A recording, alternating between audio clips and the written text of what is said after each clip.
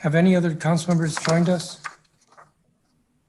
Yes, Councilmember Silverman just came on. Okay. And you are ready to gavel.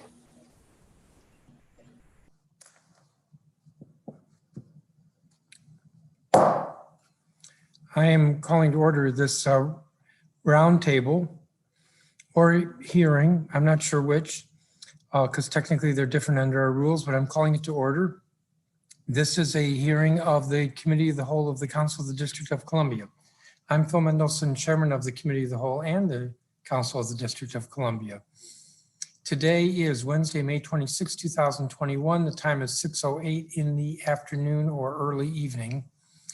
And this hearing is being conducted live via the Zoom video conference broadcast platform on www.chairmanmendelson.com/live. Again, that's chairmanmendelson.com/live. It will be uploaded to the council's website, which is www.dccouncil.us after this hearing, and it will be available for public viewing at any time, as well as, I believe, over council cable TV channel 13. The subject of this hearing is school reopening and academic recovery, hearing from Ward 7 and 8 families. This is the second of 3 hearings that the Committee of the Whole is having this week. The first we had on Monday, the 24th, where we heard from selected experts on selected topics specific to recovery or reopening of the schools. This hearing is focused on hearing from Ward 7 and 8 families. African-American residents of the district are seeing the harshest impact of the COVID-19 pandemic. The council's recent public roundtables on learning loss have suggested that the achievement gap between Black and white students has significantly increased during the virtual learning, and our Black students, east of the river primarily, are falling even further behind their peers. In order to better inform school reopening plans, as well as strategies to address academic recovery, the Committee of the Whole wants to hear from communities that have been impacted the most by the pandemic and the lack of in-person learning. The purpose of this hearing this evening is to receive testimony from Ward 7 and 8 residents, parents, and school staff. We have 21 witnesses who've asked to testify. After I recognize other council members, I will ask for the first 10 witnesses. There'll be questions from members and then the remaining 11 witnesses. The record in this matter will be open for 2 weeks. That is, it will close at 5 p.m. on June 11th, 2021. Our third hearing, as this series of 3 this week, will be this Friday. And at the Friday's hearing, it's in the morning, as I recall, 9 o'clock, we will be hearing from school officials for the district. I believe the deputy mayor, the chancellor, and the superintendent of OSSI, and a representative from the Department of Behavioral Health. With that, let me turn to colleagues. I believe Councilmember Vincent Gray was the first to arrive. And Mr. Gray, if you have an opening statement, please make it.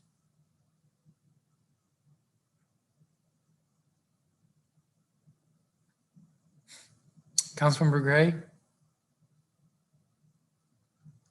I will come back to you. Councilmember Robert White.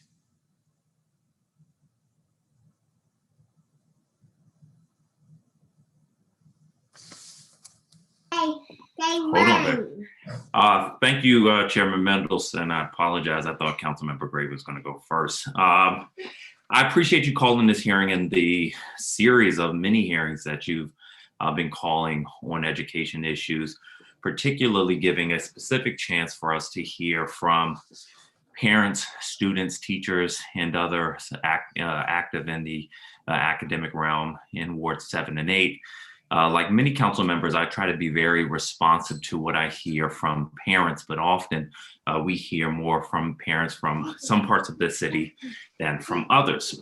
So having a hearing specifically for Ward 7 and 8, for us to hear from them, is helpful for us in making sure that we address the needs that don't always bubble up in our hearings. I think that our Ward 7 and 8 State Board of Education members and others in the various education groups do a great job advocating, but we need to hear more from parents, teachers, and others that we don't always hear from. So this gives us the opportunity to do that. We all know that COVID, as you said in your opening statement, Mr. Chairman, has had a particularly difficult impact on students of color, and that reopening plans require us to be mindful of some of the differences that we see across the city. Just looking at the COVID rates, both transmission rates and death rates, the highly disparate impact on Black and Latino communities lets us know that one size doesn't fit all.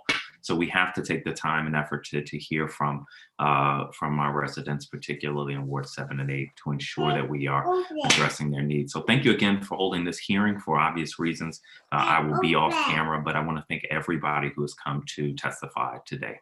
Thank you, Mr. Chairman. Thank you, Councilmember White. Councilmember Trayon White.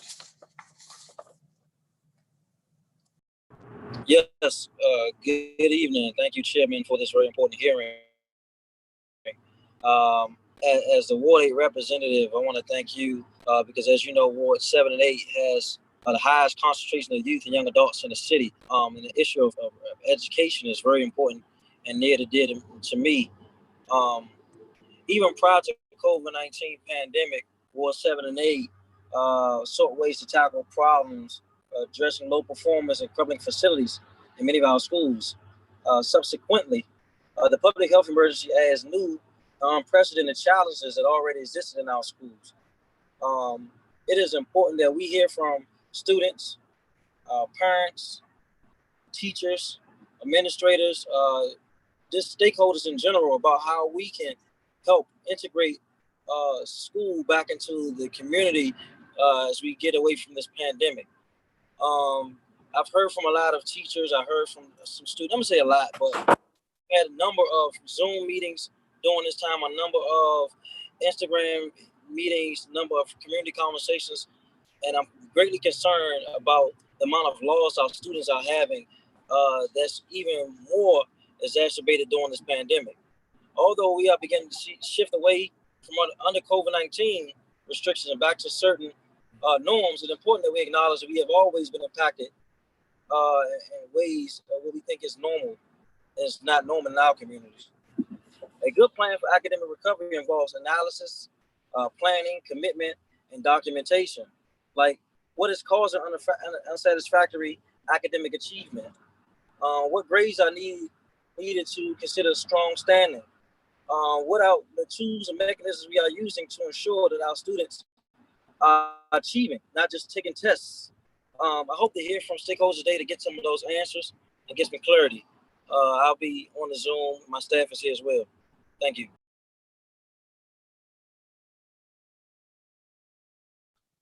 Thank you, Councilmember Trayon White. Councilmember Silverman. Good evening, Mr. Chairman and my colleagues, and to all of those parents and teachers, members of the public. I don't have a big opening statement, Mr. Chairman, as a warning, so I'll turn back to you probably in 20 seconds. I'm here to listen. I know we have parents who are testifying, and you know, I think the biggest issue is that we know that there's been a lack of trust with parents, especially over this last year with DCPS, as well as a lack of comfort about the safety of schools. And I think we need to work with our parents and with DCPS on getting everyone to trust each other and feel comfortable, and that our children are going to be in a safe environment to get back to learning. And that's why I'm here. Thank you, Mr. Chairman. Thank you. Councilmember Gray. Mr. Chairman, thank you very much. I think I've spent the day with you. And I'm here basically to listen also. I want to hear from, you know, what the residents of Ward 7 are concerned about at this stage. We've heard lots of interaction already today and before today about, where we are with schools reopening, and I'm certainly ready for schools to reopen, and I want to hear what the impediments are from so many of our parents as well, as to what those, impediments are. And I will look forward to working with my colleagues as closely as I can to be able to achieve the best possible reopening of schools that we can, Mr. Chairman. So I look forward to working with you as well. Thank you, Councilmember Gray. So let's get to the witnesses. As I said, I'm going to call the first 10, and then we will have a round of questions from council members, and I'll call the remaining 11. So the first witnesses are Patricia Stamper, who's Secretary of the Deanwood Citizens Association, Jacqueline Pogue Lyons, who's President of the Washington Teachers Union, Allison Kreiner Brown, who is with the local school advisory team at Ann Beers Elementary School, Carlene Reed, who's the Ward 8 member of the DC State Board of Education, Naya White, who's with Center City Public Charter School in Congress Heights, Michael Greer, who is with the Ward 8 Education Council, Connie Spinner, who's President and Chief Advocacy Officer with the Community College Preparatory Academy, Simona Campbell, who's a student and student government vice president at Community College Preparatory Academy, Ebony Rose Thompson, who's the Ward 7 member of the DC State Board of Education, and Charles Boston, who is with Sankofa Student Farm. And I'm going to assume people are being let in, and we'll start with Ms. Stamper. I should say, I've asked that the witnesses keep their remarks to 4 minutes. If you're in gallery view, you should be able to see the clock. Right now, it's sort of glowing at 4 minutes. I am not going to be strict about the time, but it doesn't mean open season 6, 7, 8 minutes, cut you off. But I think we can be a little bit relaxed. Ms. Stamper, are you here?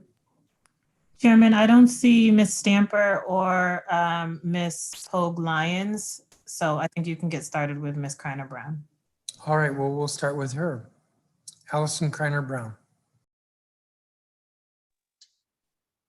Okay, good evening, Chairman and council members, and to my fellow Ward 7 and 8 families and parents. So my name is Allison Kreiner Brown, she and her pronouns, and I am the parent of a first grader.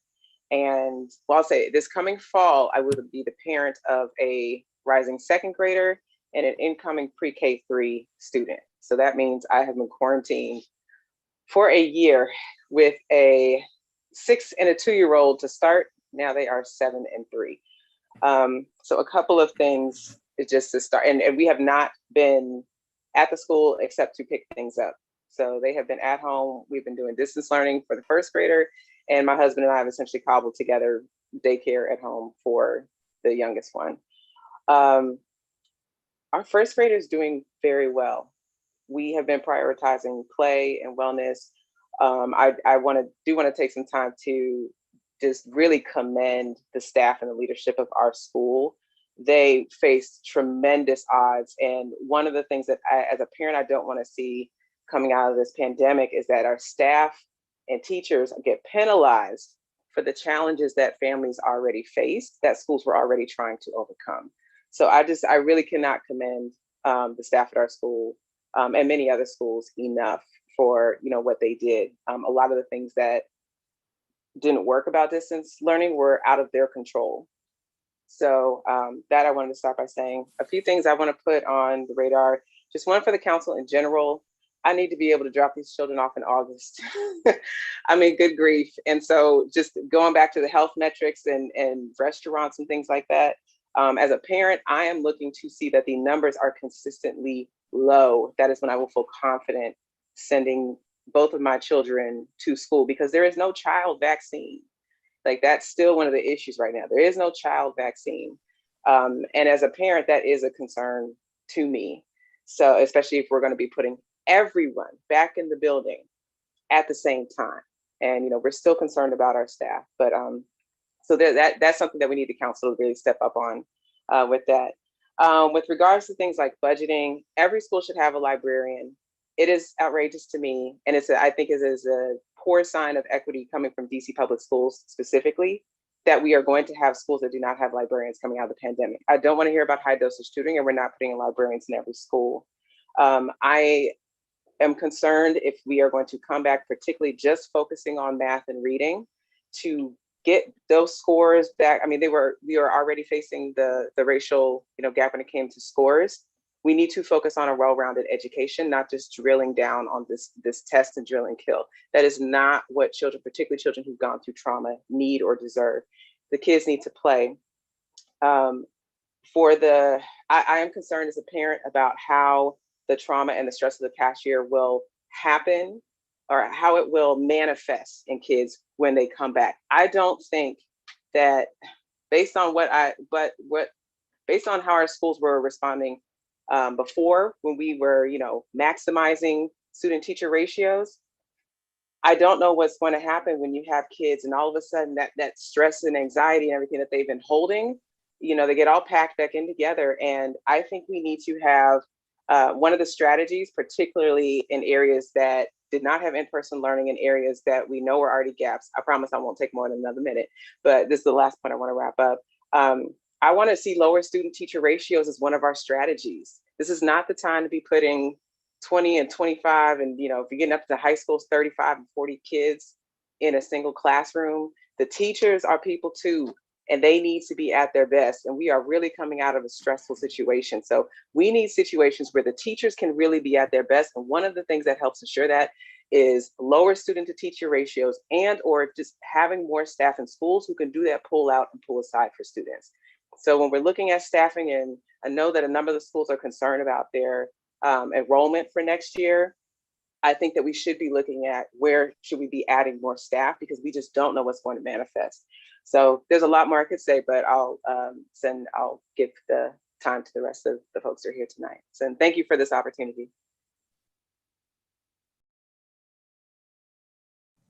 Thank you, and stick around for questions, please. Carlene Reed.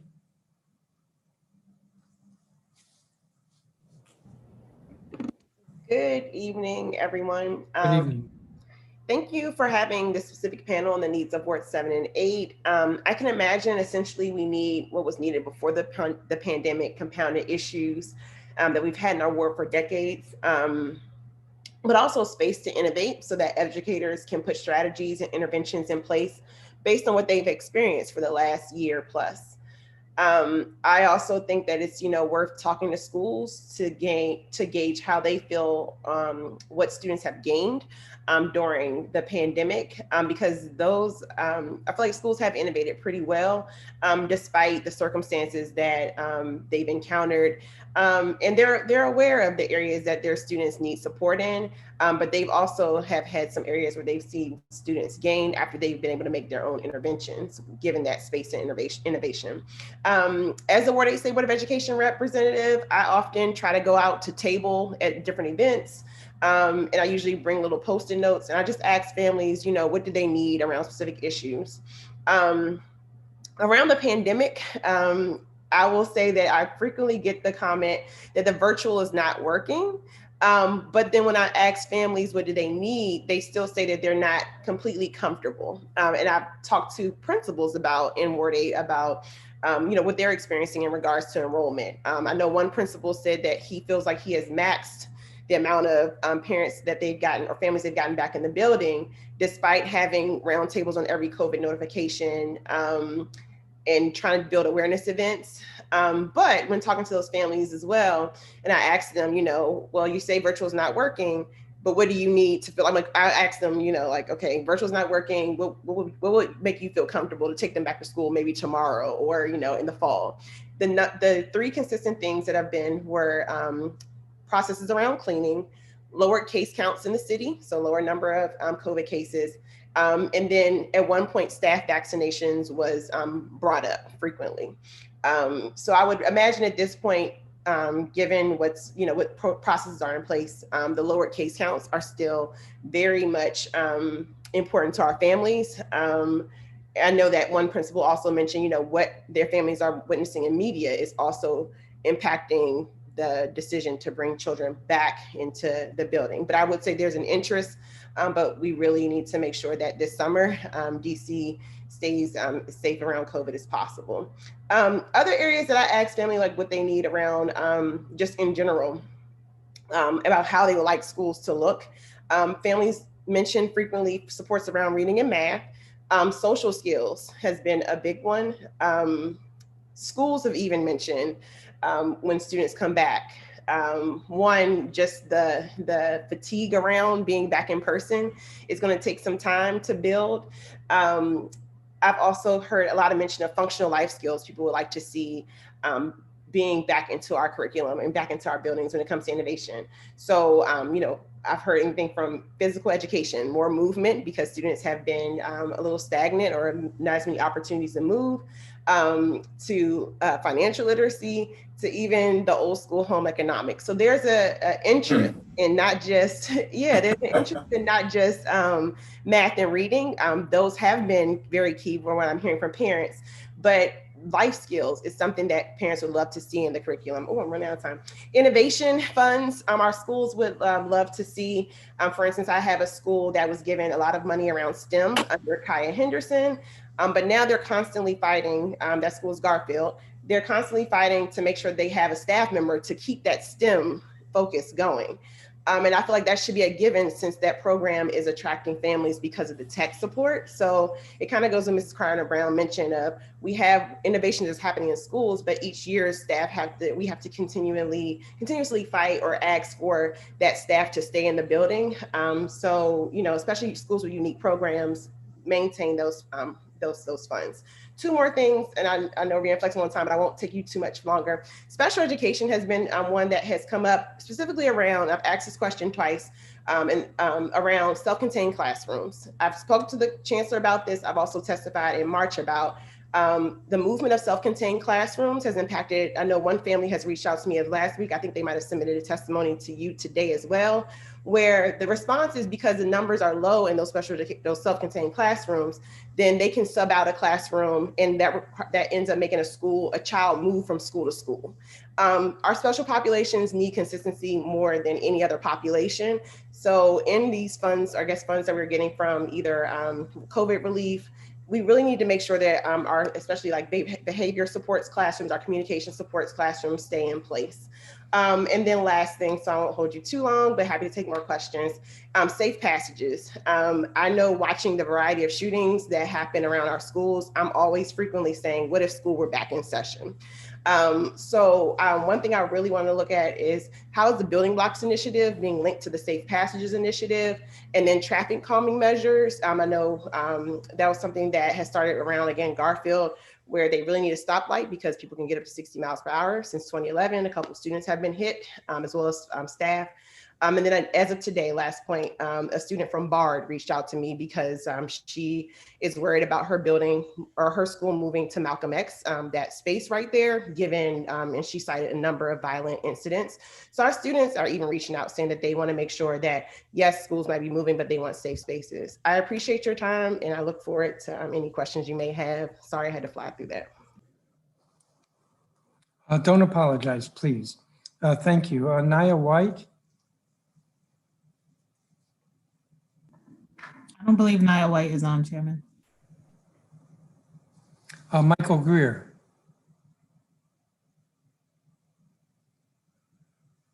I don't see Michael Greer. Let me keep moving. Connie Spinner.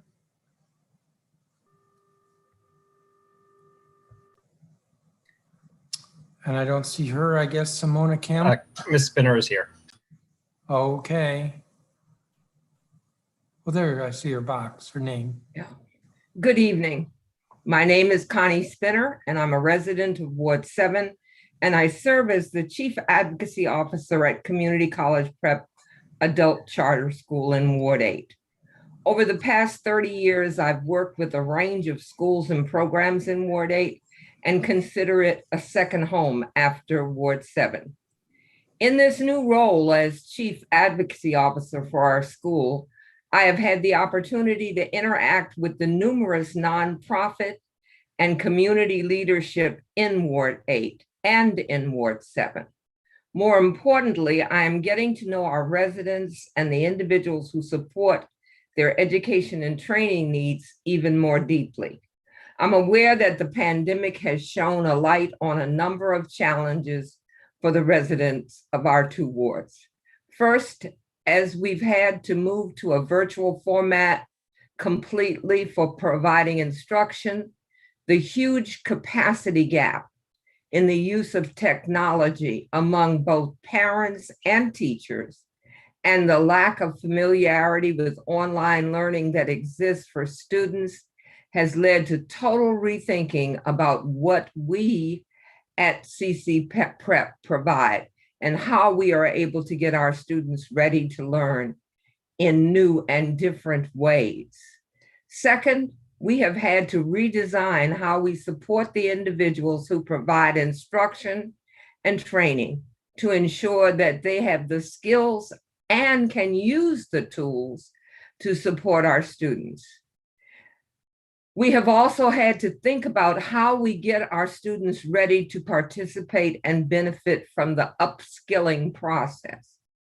We've been busy building these tools using the SCANS report from the US Department of Labor, skills like learning pathways and coaching supports that will make our instructors better guides and more able to work with adult learners who are not children and who need a different set of skills and supports. We have also had to acknowledge that in order to support our students' participation in school, we have often had to work at removing barriers to participation by identifying sources of basics like food, housing assistance, and health services, and connecting our students to these supports. We have also had to pay attention to the health and wellness needs of our staff because this has been an extremely trying year as they have had to live through the pandemic and support students through first blended learning and now virtual learning.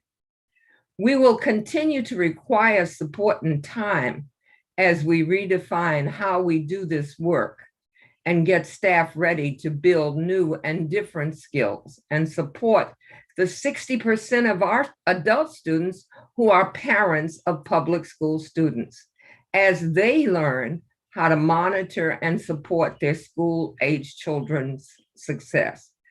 Our issue is not just one of race, it is also one of class. You can't do what you don't know. Ultimately, we will need the resources to innovate and try new strategies and track progress in new ways. Thank you for your time. Thank you, Ms. Spinner. Simona Campbell. Unfortunately, Ms. Campbell is on a job interview, but we have sent you her testimony. Okay. Ebony Rose Thompson.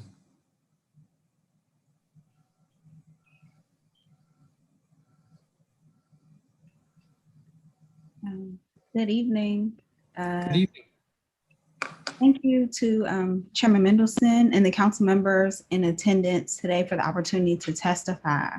My name is Ebony Rose Thompson, and I represent Ward 7 on the State Board of Education. I offer this testimony as an individual. In no way has the past year been normal, which is the reason why so many students have been experiencing stress. And according to scientific research, stress has significant impact on students in coding, storing, and retrieving information. Those aren't my words. Those are from Winston, a high school student who participated in one of our student town halls led by the State Board of Education Student Advisory Committee. When I think about his words, I ask myself, are we using this moment to truly address Winston's needs and students like him? In March, the U.S. Department of Education announced DC will receive $386,317,104 and ESSER funds to be spent as part of the American Rescue Plan. The state plans are due on June 7th of this year, which is in less than 2 weeks. 2/3 of that funding has already gone out.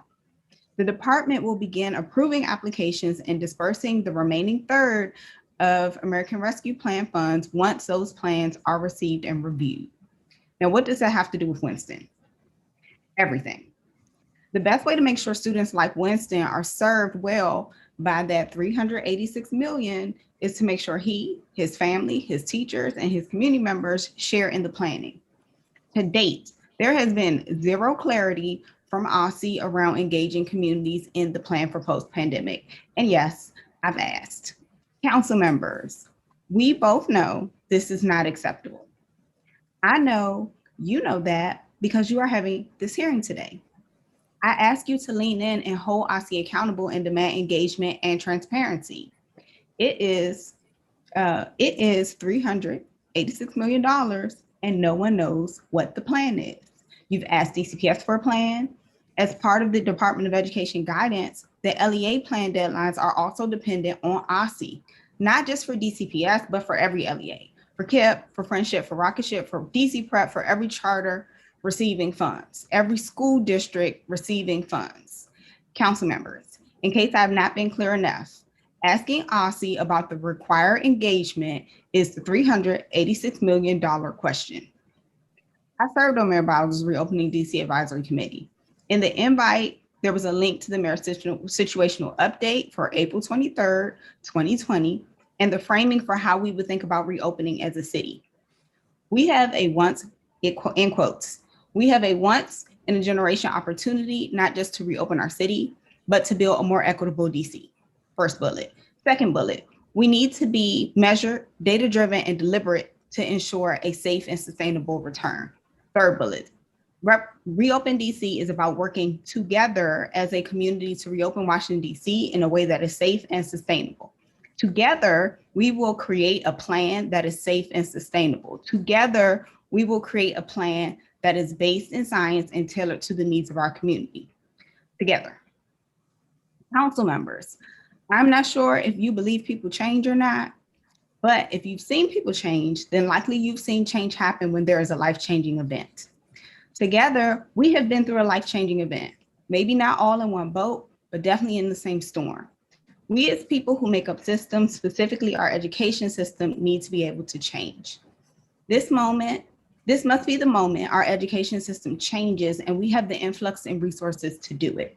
A return to normal is a return to systems that weren't serving students like Winston and too many of our students well in the first place. I know I'm up on time. One more minute. We cannot call a return to normal a success. This is a more year, not a less year. Those again aren't my words. Those are Marla Dean's, my fellow educational leader, chair of the Ward 7 Education Council, and my constituent. My title is State Board of Education Representative, but it's also my job description. It's my job to listen and to elevate Marla and Winston and so many other members of the Ward 7 community. As I've listened, the following things are recommended to take us beyond the pandemic. We need investments in ending the digital divide. We need to use the rescue plan to create high-speed citywide public Wi-Fi. The Ward 7 community, which includes students and schools, have been on the wrong side of the digital divide for too long, and that goes beyond devices. Wi-Fi is a digital lifeline for our residents. Training for educators on trauma-informed instruction and providing social emotional supports for educators. School and community-based health resources, facilities investments. We have too many schools that have yet to receive a full modernization. And finally, a strong and continued investment in the social safety net that Ms. Benner talked about, affordable housing, food and rental assistance. The crisis is far from over. I'm gonna put a link to my full testimony in the chat because I feel descended, and I welcome questions and thank you for the opportunity to testify. Thank you, Ms. Thompson. Charles Boston. Yes, good evening, Chairman and all the other council members. Wow, 4 minutes isn't a lot of time, but I'm gonna try to squeeze it in. Ideally, I'm looking for some commitments. I really am. I've studied and gone back through a lot of testimony pertaining to education over the last 10 years. And I'm hearing, and I've heard and seen the same comments. I'm asking for this council to reenact provisions of DC Code 48.4.02, specifically a section that required the DC State Board of Education, the State Superintendent of Education, to use suitable portions of buildings and grounds for urban gardens, to develop instructional programs in the sciences of gardening and prepare students for career opportunities. We have an unemployment crisis in this city, if anyone isn't paying attention, as well as restaurant produce production. So that's farming, that's growing vegetables, that's growing crops, and floral design. Just think about how flowers are used and how powerful they are. And so you had a law that was enacted from 87 to 2017 when it was repealed that went unimplemented for 30 years. Just think of the lives that's been lost. Think of the families that's been devastated because you have students graduating from high school with no career options. And I'm gonna give you some numbers in case you're not familiar with them. Out of every 100 students who are in DC in ninth grade, 31 of them will not complete high school in 4 years. 30 of them will graduate high school in 4 years, but not enroll in post-secondary education. 25 will enroll in post-secondary education, but would not complete post-secondary education. And only 14 out of every 100 will complete post-secondary education. So my question to you is, what are we doing for the 86? We have a crime issue. We have a crisis with crime in the city, with violence. And all I see is young people with nothing to lose. I see them with no pathways to a future to provide for themselves and their families. And yet, last I heard, we're talking about cutting librarians. I mean, where's the priorities? I mean, we have a literacy issue as well. I work with a lot of adjudicated youth down at New Beginnings Youth Development Center, as well as a DC jail. And most of these young men and sometimes young women can barely read and write. And we're talking about cutting librarians or allowing that to happen. So I'm just asking that, for you to take a serious look at what's going on in the city, because a lot of the problems that we have been created. And they've been created by continued failed policies. They've been created by waste, abuse, and fraud, probably within DCPS. And we really need to look at where this money is going and do something for our young people, the future of the District of Columbia. And so at some point, it won't be much we can do. And we'll be sitting back looking at a city that will be in ruins because we're not preparing no one to take care of it. 14 out of 100 with a degree. My question is, where's the priorities for the 86? Landscaping, an $82 billion industry. Most of the commercial landscaping that's done in the District of Columbia is done by Maryland and Virginia companies.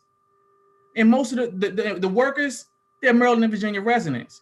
And so the priorities clearly, if the district wants, because I always hear this thing about funding. Well, how are we going to fund it? The district can create its own stimulus package if you employ more residents that live in the district. And so I have 2 students in DC public schools, middle school and elementary school. And they both kind of struggled with remote learning. But it's troubling. It's very troubling. And I'm appealing to you. I'm appealing to you as a father, as a youth advocate, and just a concerned citizen. The violence that's going on, it's preventable. Give our young people options. That's all I ask. I appreciate your time and the opportunity to testify. Thank you, Mr. Boston. So that's the first 10 witnesses, although I should check to see if anybody I called who wasn't here has arrived. Patricia Stamper, Jacqueline Pogue Lyons, Nia White, Michael Greer, Simona Campbell. None of them are in attendance, Mr. Chairman. Okay. I think where I'm going to start, well, first of all, somebody mentioned this, I think actually it was Colleen Reed, about the case count. So I went and looked at what the data is as of today on the coronavirus.dc.gov website. This is the first time I've seen the case count as low as it is, and it's in the green. There are 3 colors, green, yellow, and red. Red is where we don't want to be. The case count is 3.9. And in fact, all the metrics are either green, there are a couple that are yellow, but not the more important ones. There's one that's red, which is positive cases interviewed. The point being that the data has gotten much, much, much better. And of course, we need to continue to track it, but I think that answers the question about case count. The case count is pretty low, 3.9 out of 100,000. Chairman Mendelson, I mean, we've also saw that, I remember about maybe not last year, but it was a point that we've also hit 42 and then the cases went back up. So the families, just like I've seen, have seen these numbers ping pong back and forth. And then now we have a new element, which I'm proudly vaccinated, where people are testing out what life is like without, having to wear a mask as much anymore. Families are going to watch those numbers to see if that 42, and I think on Monday it was 14, if those are going to stay. If they stay, that our numbers in regards to re-enrollment may look better. But this summer, we have a new factor in place. So we got to keep watching it, and families are watching it. So I think that's going to be a determinant to keep those numbers down. Sure. Can I add to, I'm sorry, can I add to that briefly? Yes. So the numbers that we're seeing are very encouraging to me. Like it's encouraging, and it makes me hopeful that I will feel very confident sending my children back to school in the fall. The alarm that's still going off, though, is even though the vaccination numbers are going up, everything is opening at full speed. And this is Washington, D.C. This is a place that's like New York. You have people who come here from all over the country where they're not necessarily required to, like I said, the masks off and everything. Like the tourists who are coming here play a role in what's going to happen to our numbers. And so some of this feels a bit premature. And quite frankly, to me, some of it feels like we are not prioritizing what we need to do to get kids back in school. So I understand that, the restaurants and the bars and so on, but to say everything is going back to 100% and come on down and get your coffee does not sound like, to me, the priority is going to be keeping those numbers low and even lower to get us back to school. And I asked my daughter, I told her, because we keep her updated. She's 7 years old. Obviously, this is impacting her. She wants to know what's going on. And she's concerned about other people. Like she didn't want to go back to school because she didn't want to take the risk that she would pass something to teachers to get them sick. And even now she knows mommy's vaccinated, daddy's vaccinated, everybody on our block is vaccinated. Lots of people are getting vaccinated, not everybody. And so I told her, I said, what number would you want to see? She said 1 case per day. That's what she said. She would feel super confident that everyone was safe. So yes, we are just getting to the point, I think, where some of us are starting to feel comfortable, but we haven't even finished the school year. We haven't gone through the summer. And this summer is going to be really interesting because everybody's been cooped up. So yes, the numbers are down on May 26th, but what is that going to look like on August 26th? That's 3 months. Well, I think that's a fair question, and it's an important question. But what I think I'm also hearing is that there's a fair amount of apprehension, and that's the purpose of this hearing, is to hear what people are thinking. I think I was maybe trying to be a bit more positive than I should be, only because my purpose really is to listen. And I mean, you're absolutely right, Allison, that the data looks good, but will it stay good, especially when everybody is seems to be rushing as quickly as they can to reopening? I think we'll see in a couple of weeks, because there seems to be roughly that lag time, whether the data starts to go up. But I think a question I want to ask of several of you is, we're focused this hearing on east of the river, Ward 7 and 8. Should we, so I'm just going to throw this out to provoke a response. Should we be treating Ward 7 and 8 the same as we treat, let's say, Wards 2 and 3 in terms of reopening the schools? And if the answer is no, I see several people shaking their head, then what's different? Because that's what I'm trying to get out of this hearing. Who wants to start? Ebony Rose? So first, I put in chat, and I know the Washington Post sucks as far as the paywall mostly. But right now, 8 and 10 cases are Black residents. Black people live east of the river, mostly. Like we live some other places, but we're pretty brown over here. And our students are pretty brown over here. And we have half of the students actually of like, we are half of the school age population. So if our families aren't trusting vaccinations, we can talk about the larger numbers all we want, but we will still very much see, like, it could become that COVID becomes like a Black issue and not a pandemic for everybody, but really a pandemic just in certain communities like ours. So that's the first thing. I think the second thing that stood out to me in the response is we focus, I think, entirely too much just on DCPS, but like DCPS talked about in-person learning as an equity play. And when you looked at who actually took advantage of in-person learning and who advocated for in-person learning, it was largely wealthier, whiter people because they already trust that their schools will be safe. They already had tissue paper in their bathrooms. They had, so they had all these different things, and they largely even showed up to our state board meetings and they said, I want more seats. I want my kids back in school. And largely, I want that because of the connection. They talked about joy for their kids. They talked about happiness. And a lot of what we heard, at least I know, like going to Ed Council meetings, and I go to a bunch of Civic Association, ANC meetings, I show up to a bunch of stuff, entirely too much stuff, is that people, weren't trusting that our facilities were safe. Plumbers, my neighborhood school, it's never had an adequate HVAC system since I was a kid. That's a problem. Kimball, we modernized Kimball. I worked on that building, the windows don't open, and my mom teaches in it. Like those are real concerns that are in our communities. And so in order to treat it the same, we need some type of meaningful investment that will raise our floor. Like people don't trust that their buildings are safe because our buildings aren't as nice as buildings across the city. They don't trust. I mean, like we have one vaccine walk-up clinic in Ward 7. We probably could use another one just to make it easy because it's hard to get to Kenilworth. Like we can't treat it the same because the data shows that we're not receiving the resources at the same clip. And that largely what our families have asked for, especially during pandemic response, are like safety net type of things so that they can be safe, stay home, and weather this pandemic there. And that's not what the rest of the city, it seems, has asked for.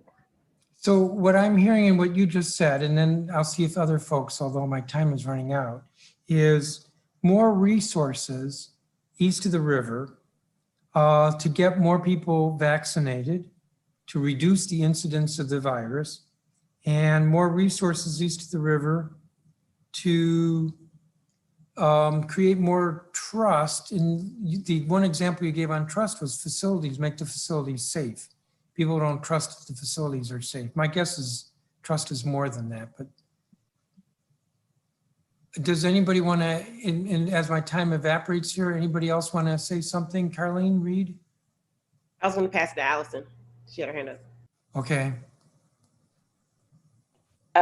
Yeah, I would say, so the reason that a different approach is needed for East of the River is because we are resourced differently here. And it's not just the school. Families are resourced different. And what you saw during the pandemic is that families— What I want to know is what different, not just why different, but what different.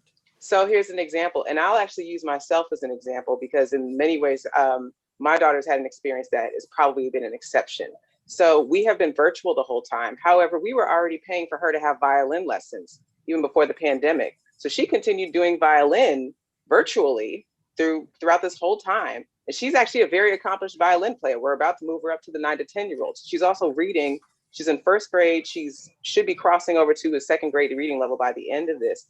I have a car. I've been able to take my kids to hiking trails, Kingman and Heritage Island, get around to the parks. We don't have to wait on the bus, and that works with my schedule. I've been able to be home to support her. There's been a tech issue every single day of this year that my husband or I has had to support. Whereas when I go to Oxen Run Park, I've been helping doing some of the outdoor programming there.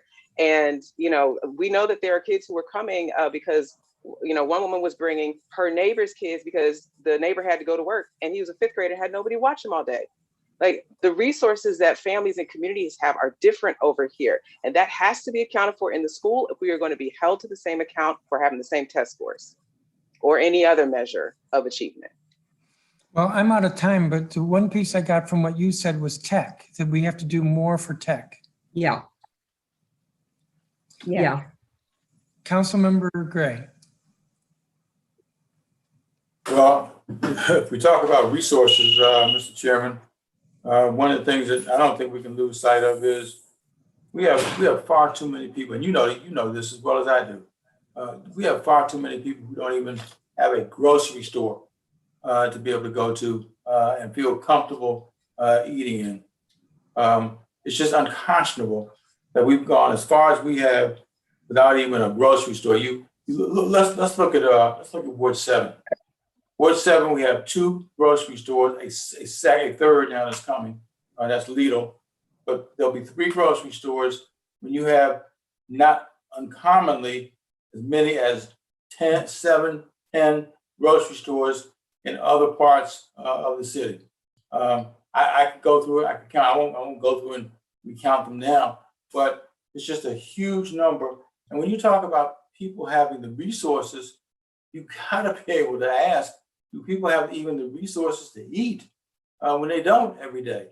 It's just unfathomable to me that we have this many needs that exist in our city, and yet we don't even have the ability to say that people have that we can say that folks will have a grocery store they can comfortably go to. I'm hopeful that we'll get to another one, but having 2 full-service grocery stores and a third one that's going to be built in Skyland is just unconscionable for us to have to make that statement. And those are the kind of needs, those kinds of resources that have to exist if we're going to have any kind of equity in the District of Columbia.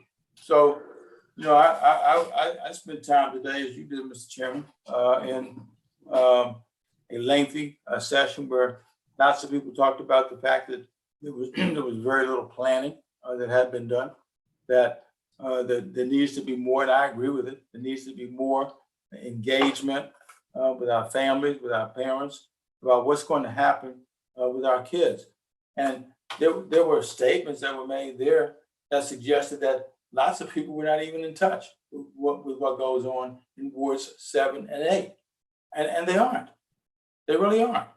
And so it's not fair to leave people with the impression that to talk about more resources being needed when in fact we haven't even made the commitment that needs to be made. I mean, when I look at health disparities, I look at the situation that we have had on the east end of the city, that a hospital, for example, hasn't even existed in the recent past. The most recent hospital we had built was in 1966, which is a long, long time ago.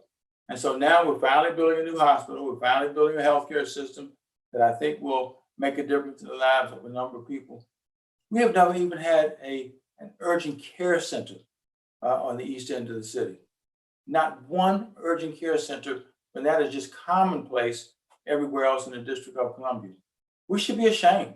And I've lived in the city my entire life. I've been involved with the city my entire life. And I want to do everything I can to try to create the resources that people feel they need to be able to get the things that are needed for our children and our families to be able to live as comfortably as they possibly can in the District of Columbia. So there's probably a lot more I could say, and I'm not going to say it at this stage, but if folks don't get the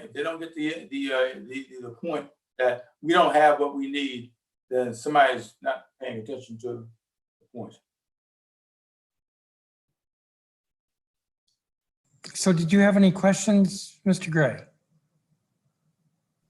No. Okay. Well, let me just say, though, that this hearing isn't about what East of the River needs, like grocery stores. This hearing is about what East of the River needs for reopening the schools and recovery. What's different about East of the River that it needs? Well, what more does it need? I think it needs some of the things I just said, Mr. Chairman, and that is to be able to have, being able to put food on the table of our families and being able to put the grocery stores in front of people that they desperately need. That's not That's not difficult to understand. I see it every day. I live with it every day. Chairman, can I add one thing to that, just to segue with Chairman Councilmember Gray? Let me just add this. Ward 8 has the greatest number of schools, number one, and they have the highest number of students living in a ward. Neighborhoods in Ward 7 and 8 have the highest number of at-risk students. Over the past 5 years, the number of at-risk students in both of these wards has increased, while the number of at-risk students everywhere else in the city has largely decreased. In addition, high school students living in Ward 7 and 8 generally have the longest commutes. They live, I guess, a median 3.3 miles away from their schools. And in the schools, they also have the highest they have the schools with the fewest ratings of 4 or 5. Now I know the STAR report card is subjective, but Ward 7 and 8 have lowest shares of higher performing schools. So it's a whole lot that's needed because prior to COVID, education wasn't working for Ward 7 and Ward 8 students. So it should be very clear what's needed. And I can jump in regards to what's needed. I pointed out innovation funds. So right now, I know, the sexy terms of high dosage tutoring and learning loss are being thrown around. If I were a struggling student, you are not going to attract me to go back to school by telling me you're going to high dosage me anything, or that I'm already losing on something, and that's going to attract me back to a school building. I have talked to a variety of principals, a variety of school leaders who have surveyed their student populations, who have surveyed their feeder patterns, and know exactly, and I've started to build programs on the resources that they have, whether it be limited, to build specific programs in their schools to attract students. For instance, I was talking to a principal, I believe at Kramer, who I believe just won an award. She was mentioning, she was curating programs in her middle school based on what she's talking to for elementary, that's going to feed into Anacostia High School. Based on what the students are saying, this is what will attract us to school. And then they're compounding that by, okay, they've done their testing, they're going to sneak in the standards that they see that their school population might need support on.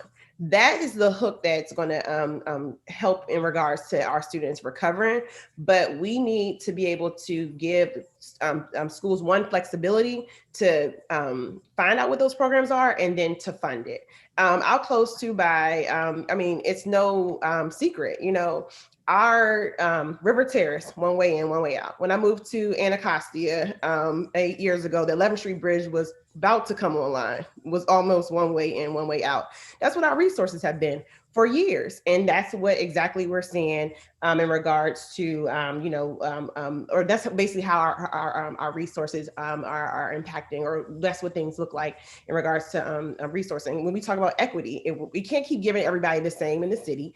We have to give more where more is needed to areas that have been neglected, because we know our student populations are down because people keep telling us our schools are doing terribly. People are sending their students other places.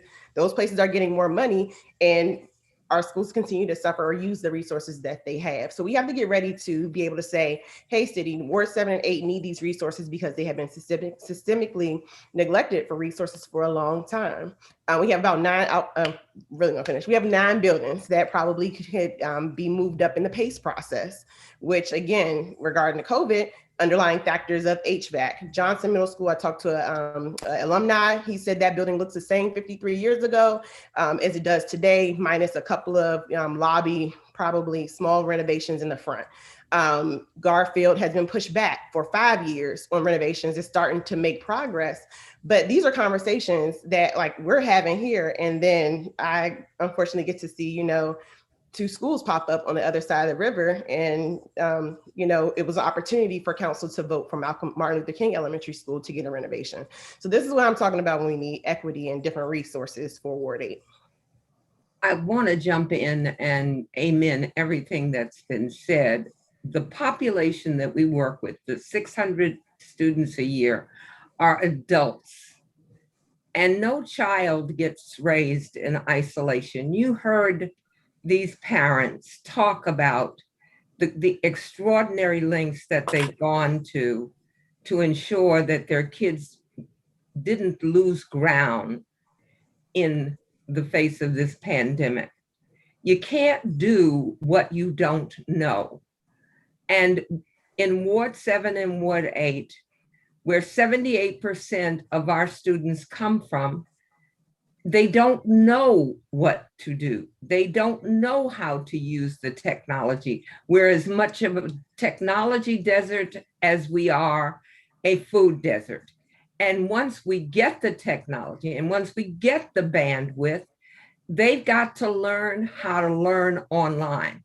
Because if you're a truck driver today, you have to know how to use a computer handheld in order to do the work you do. There are 3 major high-rise profession areas for this region, and they are administrative, and that's why we offer Microsoft Office Suite straight through. They are IT because it's the next highest growth, and health tech, which we're looking at thanks to some work with the council member.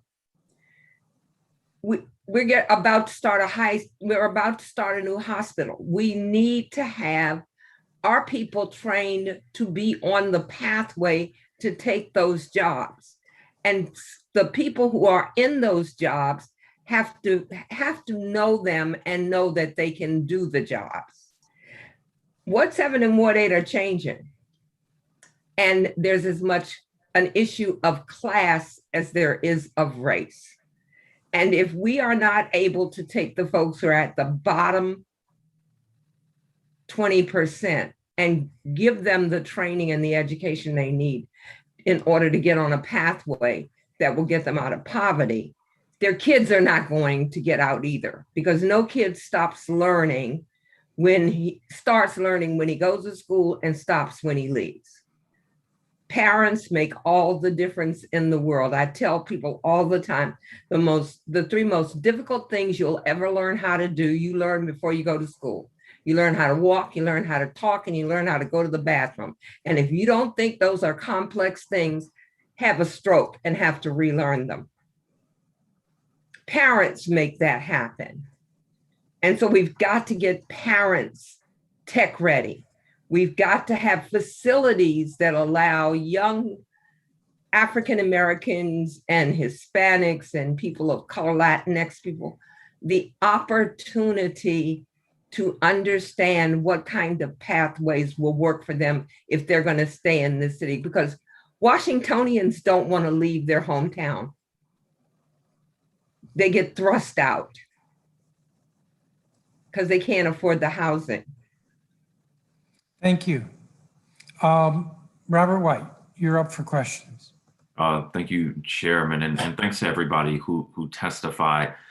This hearing obviously is about school reopening and COVID issues with relation to schools, but the testimonies we're hearing are much broader than that, and I think we need to understand why that is. There is significant inequity, but there are also significant unmet needs, and so I think, any opportunity to voice those needs, that's what folks are going to do. And it's important that we hear that. And I do hear that. The point I would make, though, about COVID is that a lot is happening, but the executive is not engaging communities before they act. What's happening is that the executive is acting, and then communities get upset. They kind of yell to the council yells to the executive, and then things change. And that's been a frustrating process for me. It's been a frustrating process for a lot of folks.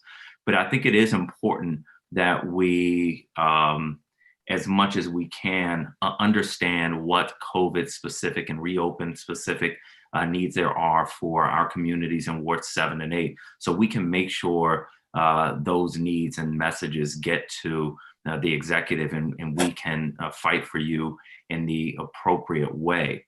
So my question in that lane is this: if it is time for our next school year to begin, and we are continuing to see what we see now, lower rates overall, but a significant disproportion of rates in Ward 7 and 8, still some people contracting COVID, still some people dying, but fewer people most of those people of color.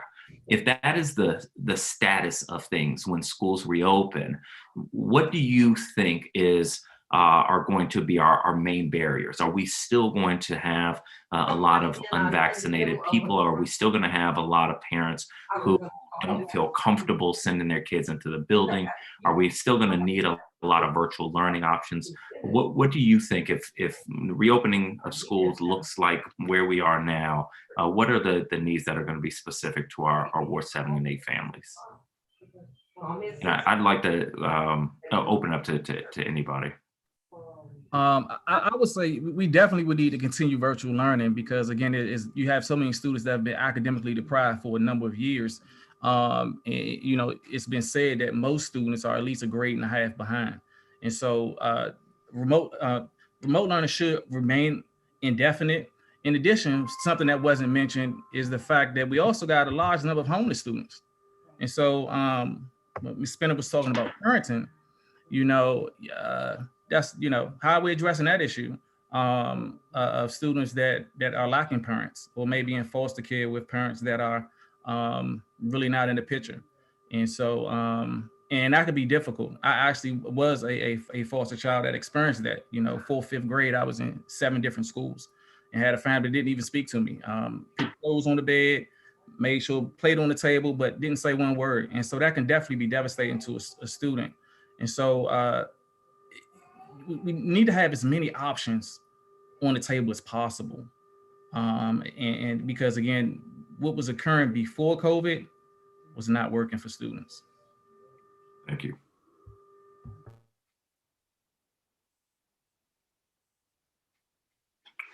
If there's no one else ready to go, I'll go. So 2 things to that. One, well, maybe 3. So one is that was why I made the comments earlier about we really need the council to step up. Like when I say I need to be dropping these children off, I need to be dropping these children off. We both work full-time jobs, and this has been an unreasonable challenge. And even actually, like for our kids' school, 1st grade is one of the grades that we did end up offering in-person learning for, but we have such a high needs population. We never even got that invitation. Now, I bet the school also knew we wouldn't have taken it. But, you know, so we do have some people coming back, and we are going to have more if the city is in a position where people feel comfortable to send their children back. I cannot stress that enough. The best way to address that issue is to keep the numbers low. That is actually prioritizing our children and their education. Like that's the number one thing. The second thing I'll add, and maybe this is relevant to this part of the conversation, maybe not, but I really think, particularly for the students that we have not seen in a while, who are not logging in, who I really, quite frankly, do not fault. Because when I tell you every single day we've had to help with some kind of login, click which link, nope, this doesn't work, got to text the teacher. It takes a lot of support from parents or an adult, you know, someone who can help navigate. And I understand that a lot of kids don't have that. But particularly for our students who are coming back that we haven't seen, I am not an expert or professional who is trained in SPED. However, I do believe there are things and approaches that we may need to take and apply. I think we need to look at what are some of the best lessons that we can pull from special education when it's done well, because the whole point of special education is recognizing and acknowledging that children are individuals and that they need individualized supports and structures around them. And so I would actually hope that one of the things that you all would do, I would actually really hope that you all would build the reopening around the SPED students. What do they need? Because if we can start to figure out how do we meet the needs of individual students who need additional support, we're going to have so many kids we have a whole year of kids who probably were not even diagnosed, because how did you do that virtually? So there would have been, I don't know how many hundreds of thousands of kids who might have got their diagnosis this year.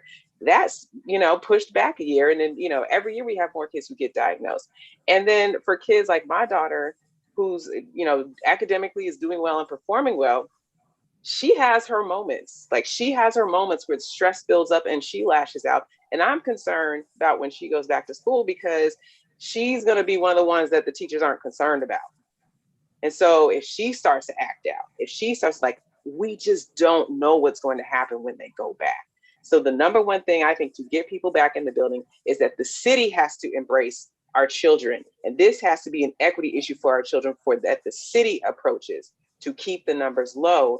And then we need to be resourced so we can take some kind of approach, I think, that mirrors the ideals and the lessons from IEPs and from special education to say, we don't know what's going to come back to us when kids walk in the door, but we need to be resourced to prepare for everything. So to echo, what Ebony Rose lifted up, this is a more year, not a less year. Yeah, I mean, I think three things matter. So the first thing that matters is Allison's right. You got to keep the case numbers low. The second thing that matters is we have summer as a trial run, and nobody's talking as like educationally enough about like what summer looks like. If people can have some good experiences in the summer, some good meaningful experiences, they might actually give fall a try. The third thing that's true is the mayor has said she wants to reopen schools. Scientifically, she'll have grounds for that. And if you mandate that kids have to be in school, guess what? Parents are going to jail if they don't send their kids to school. If we don't have a virtual option, people have to send their kids to school. I say that because we also have funding attached, which is the reason why most of my testimony focused on OSSI and the fact that they have to submit this state plan.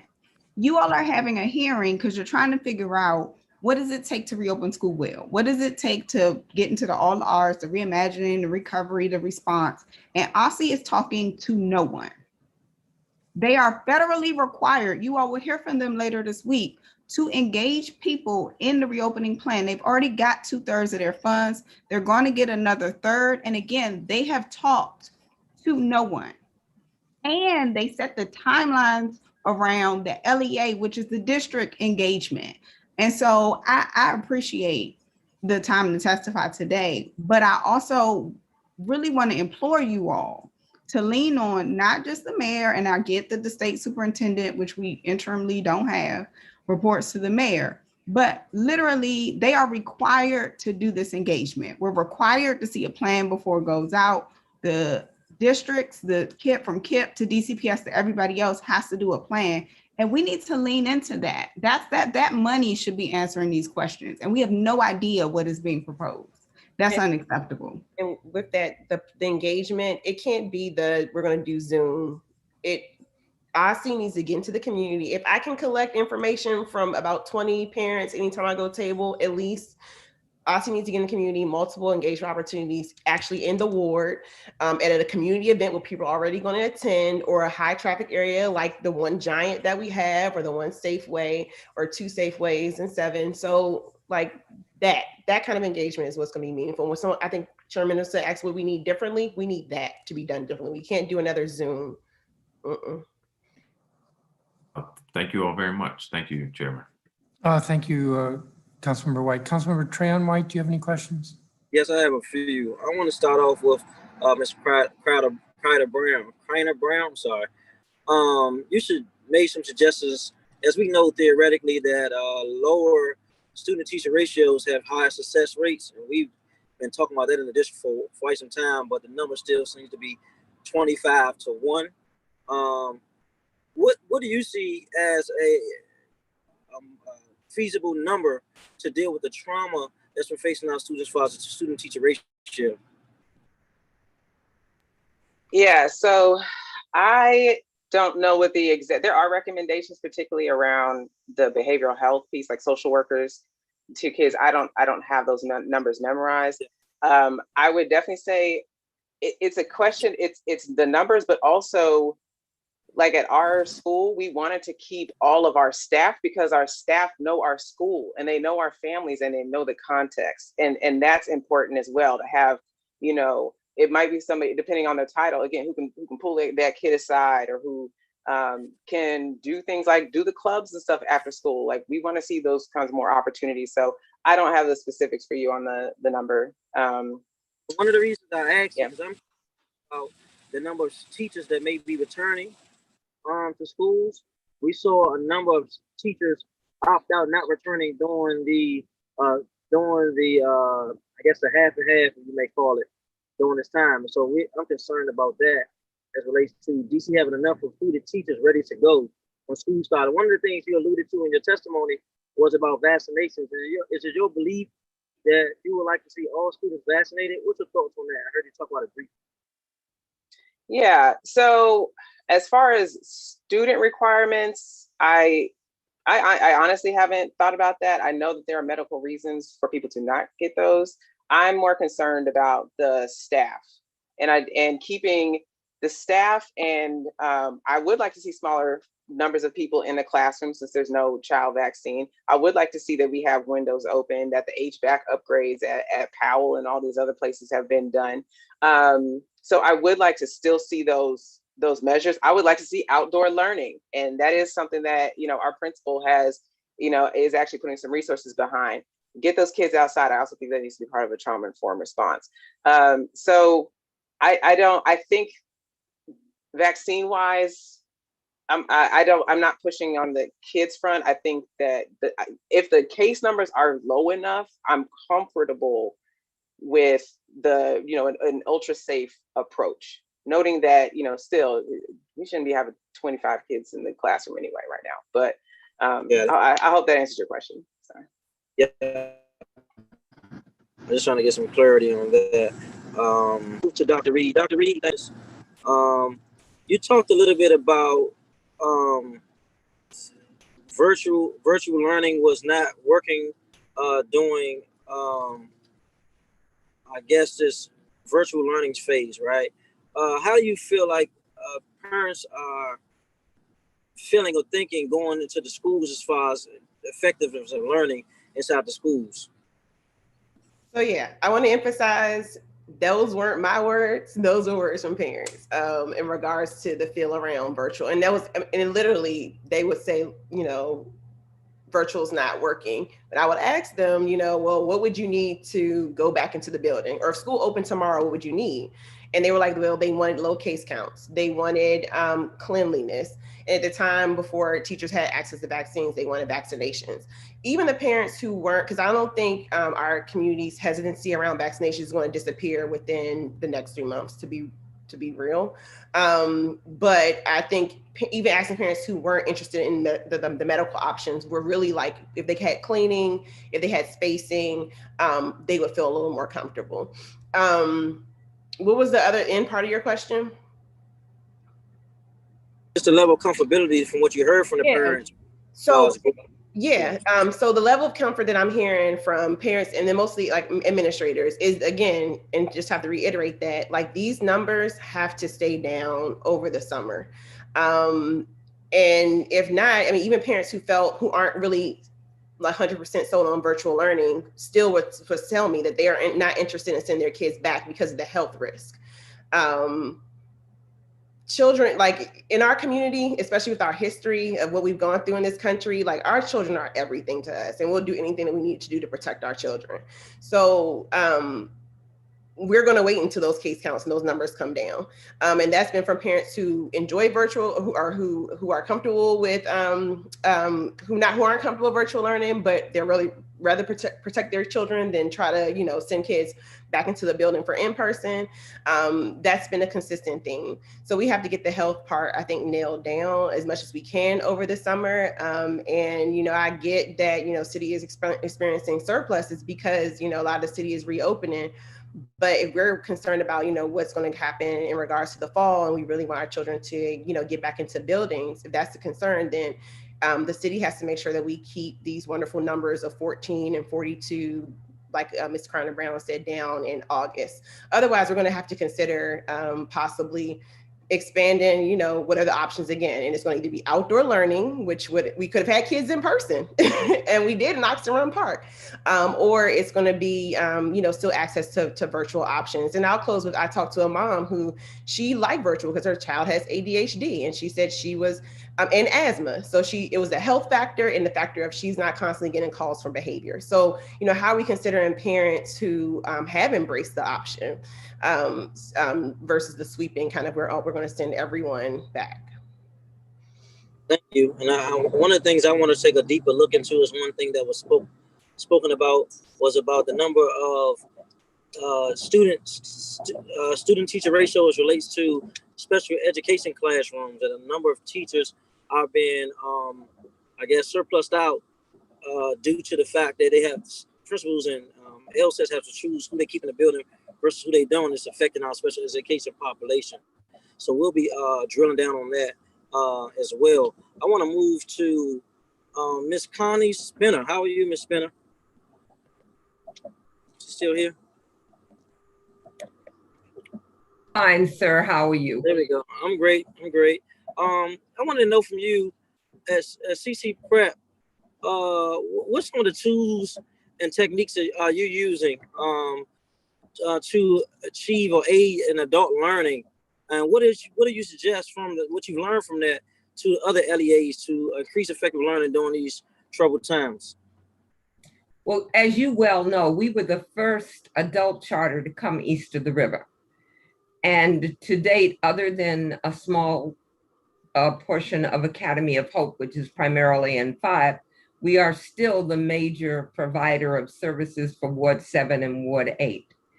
We've learned some real lessons about blended learning and virtual learning. First of all, you've got to have staff that's fully prepared to provide that kind of learning experience. And we haven't thought about what's required for staff to be comfortable. When you say fully prepared, what does that mean? What trainings or thoughts go into that?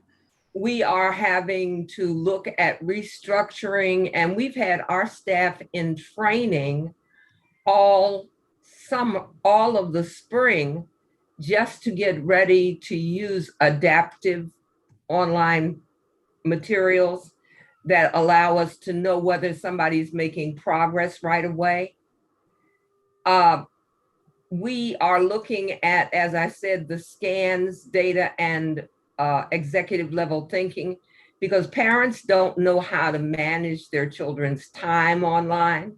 They don't know how to maximize what a kid can learn when he or she is online and how to use that. So we are spending some time with that. But I want you to be aware that I think the council has an unprecedented opportunity here that the chairman brought up in his initial statements. We have an opportunity to innovate, to look at 3 or 4 projects that we want to learn from and track and get information that can serve the larger community.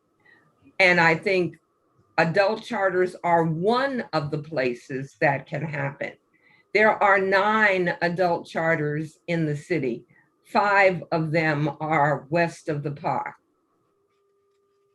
And only 2 of them serve east of the river, where there is the greatest need in terms of basic literacy, in terms of job training skills. Thank you. I'm running out of time. Chairman, do I have time for one more or not? I see we still have Charles and Ebony Rose here. Not really. Oh, Lord. Well, we got another 11 witnesses, and I think we got 4 more council members, 3 more. All right. Councilmember Silverman. Yes, thank you, Mr. Chairman. Good evening to everyone. First to Ms. Thompson, I want to let you know that your message, at least to me, is coming through loud and clear. A few weeks ago on our weekly call with the executive, I asked whether the council would get OSSI's plan for the $386 million. And the city administrator said that he would check. So Mr. Chairman, as Ms. Thompson said, that plan is due, I believe it's June 7th. And I agree. I think that certainly there should be public engagement. The council should also know what is in that plan, because that money is going to be spent. So I couldn't agree with you more, and I'll add that to my questions for this week's call, Ms. Thompson, again, to follow up. So thank you very much. Now to Ms. Reed. Ms. Reed and Ms. Thompson, you kind of got at the heart of why we're having this hearing. I can't remember who said, I think it might have been Ms. Thompson, saying, well, Well, first, Ms. Reed, you said virtual, what you've heard from parents is like virtual isn't working. But parents in wards 7 and 8 don't trust their schools are safe. And that is different than what we heard. And I think Ms. Thompson said this from parents in wards 2 and 3. They trust their schools are safe and they've been pushing to go back in person. And Mr. Chairman, to your question, why should we treat differently? Because there is a trust issue, number one. And secondly, I didn't say why, I said okay. how. What- Okay. how? Well, let me get to another point, actually, since you're awakened here, which is the data is different. The data, and Councilmember White and I pushed this issue on the call last week with the executive, in that the data on who is getting COVID, and the Post wrote about it this morning, is different. And that means that people are experiencing this pandemic differently in wards 7 and 8 than they are in wards 2 and 3. And that, in my opinion, creates a perception about trust and safety. That means that we have to do things differently east of the river than in wards 2 and 3. It's just the reality, because COVID has hit people. The death rate's been higher. The people getting COVID has been a lot higher. And as I think several people here have said, the pandemic in some ways is still raging in certain parts of our city that are largely Black. And it has to do with complex things about the vaccine. But I think if we close our eyes to that, then we're not going to help get kids back to school. And I guess it seems like, though, Ms. Thompson and Ms. Reed, you have sort of different opinions. So in New York City, Mayor de Blasio, I think, has taken your point of view, Ms. Thompson, which is he's said, we're getting rid of virtual learning. This fall, there's going to be no virtual learning. Everyone has to go back in person. So that's one point of view we could take. Sounded like you had I don't want to put words in your mouth, Ms. Reed, but maybe a different opinion. And I kind of have a reluctance to that too, because even though I think we all agree that the best learning for most everyone, now there might be some children maybe with some special needs where virtual learning has been more helpful, but I think that's been more the exception than the rule. But I fear that if you just say, well, you got to go back to school, and we haven't built that trust and we haven't done that community engagement and people don't feel comfortable, then it's not going to be a success. And I guess you talked with Councilmember Trayon White, Ms. Reed, a little bit about this, but what do we need? So you said we need like low case counts, but as we said, like in certain parts of 7 and 8, the case counts are still in yellow if we look at ward specific data. And then, I think it's a little bit of a trust issue, not only with DCBS, but with your neighbors. Because as somebody said here, masks are now off. I mean, I agree. I think we rush too much because like once everyone starts taking their masks off, everyone's going to take them off, whether you're vaccinated or not. And that leads to a trust issue, which I think is different in ward 7 and 8 than it is, let's say, in wards 2 and 3, where we know the vaccination rates are much higher. So I think there are people who are going to wonder, well, is this, and this is actually is happening all over the city even now. I have friends who are in ward 3 where there was a COVID case in that child's school, and everyone was like, how did this happen? And it becomes like this trust issue with all the parents. Well, how did this happen? But anyway, I'm going off the rails.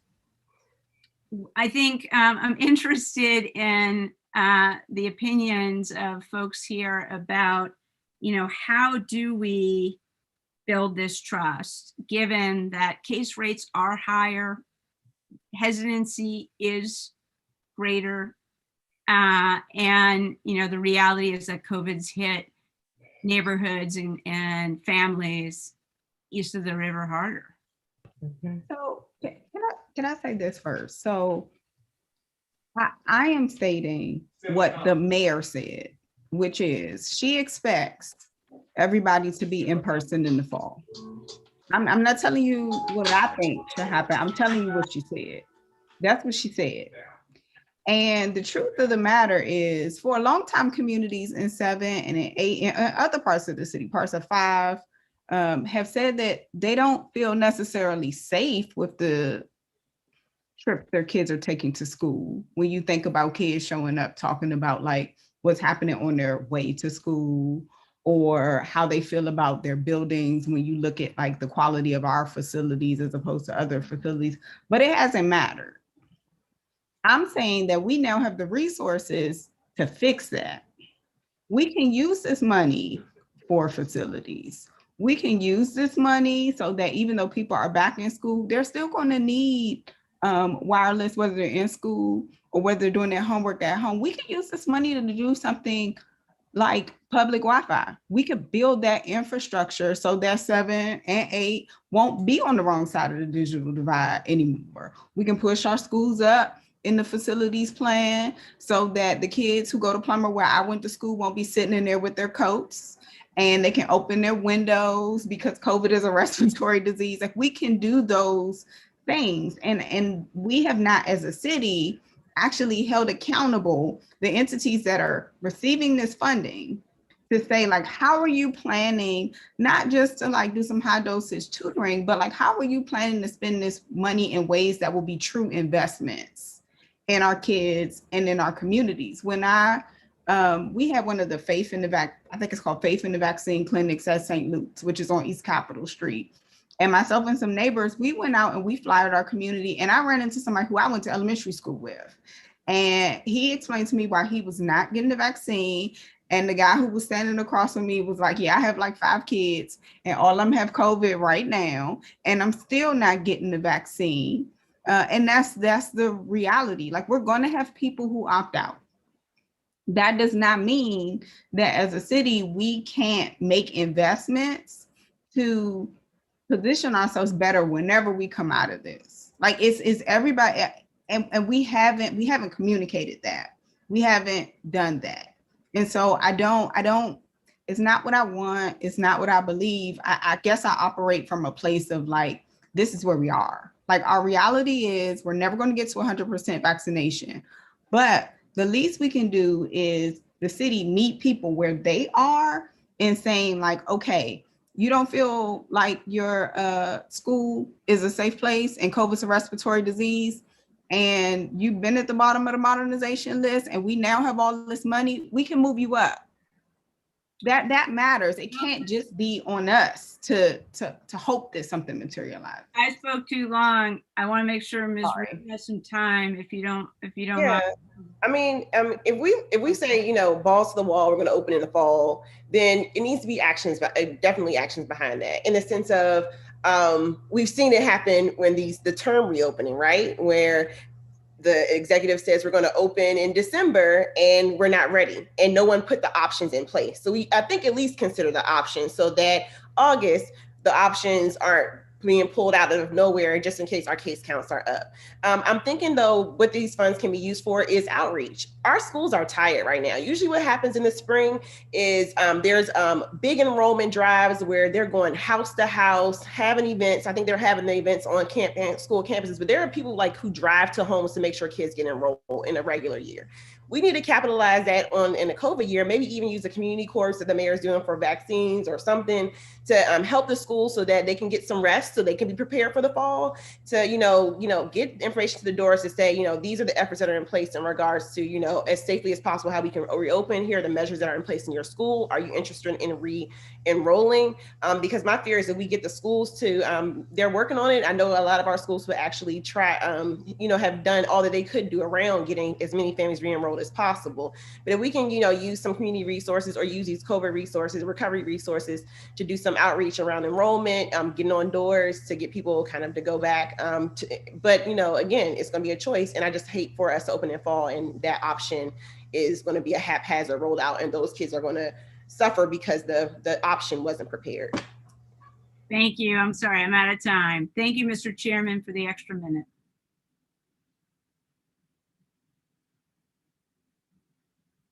You're on mute, Mr. Chair. I thought I just unmuted myself. Thank you. Thank you, Councilmember Silverman. Let me just be clear on numbers, and I'm going to be a little bit rough here, but something like $350 million is coming to education through the federal recovery. A total of $2.3 billion is coming to the district.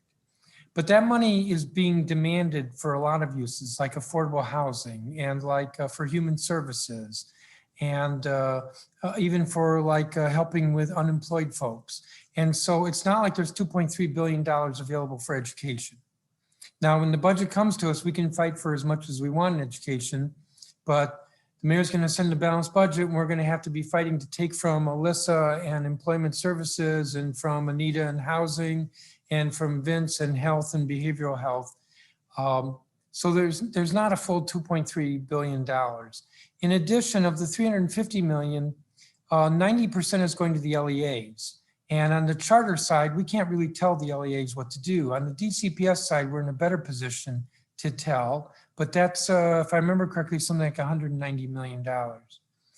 So there are limits to how far we can go. And we talk about, well, we'll just move some schools. Elementary schools, if I remember correctly, cost something like $50 million. A high school costs something like $100+ million. So there are limitations on how much we can do. Just wanted to say that. Christina Henderson, you're next. Thank you, Mr. Chairman. I wanted to sort of pick up on something Ms. Thompson was talking about in terms of the building. And I know that Ms. Brown, you had some thoughts in terms of this. One of the things I'm going to be looking for tomorrow, well, and subsequently when we get the budget from the mayor, is what is DGS's list for the summer? Because frankly, well, I know you're talking specifically about Plummer, like we can't do a full modernization of Plummer over the summer.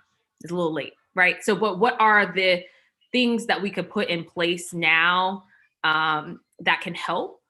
And the other thing that I was sort of thinking about too, and I'm sure this will change over time, right? But right now for schools that are currently open, parents don't go inside. Like you say goodbye to your kid at the door in the same way, like my daughter has been back in childcare since August. I've never been in her classroom. I look through the window and that's about all I can do because of the COVID restrictions.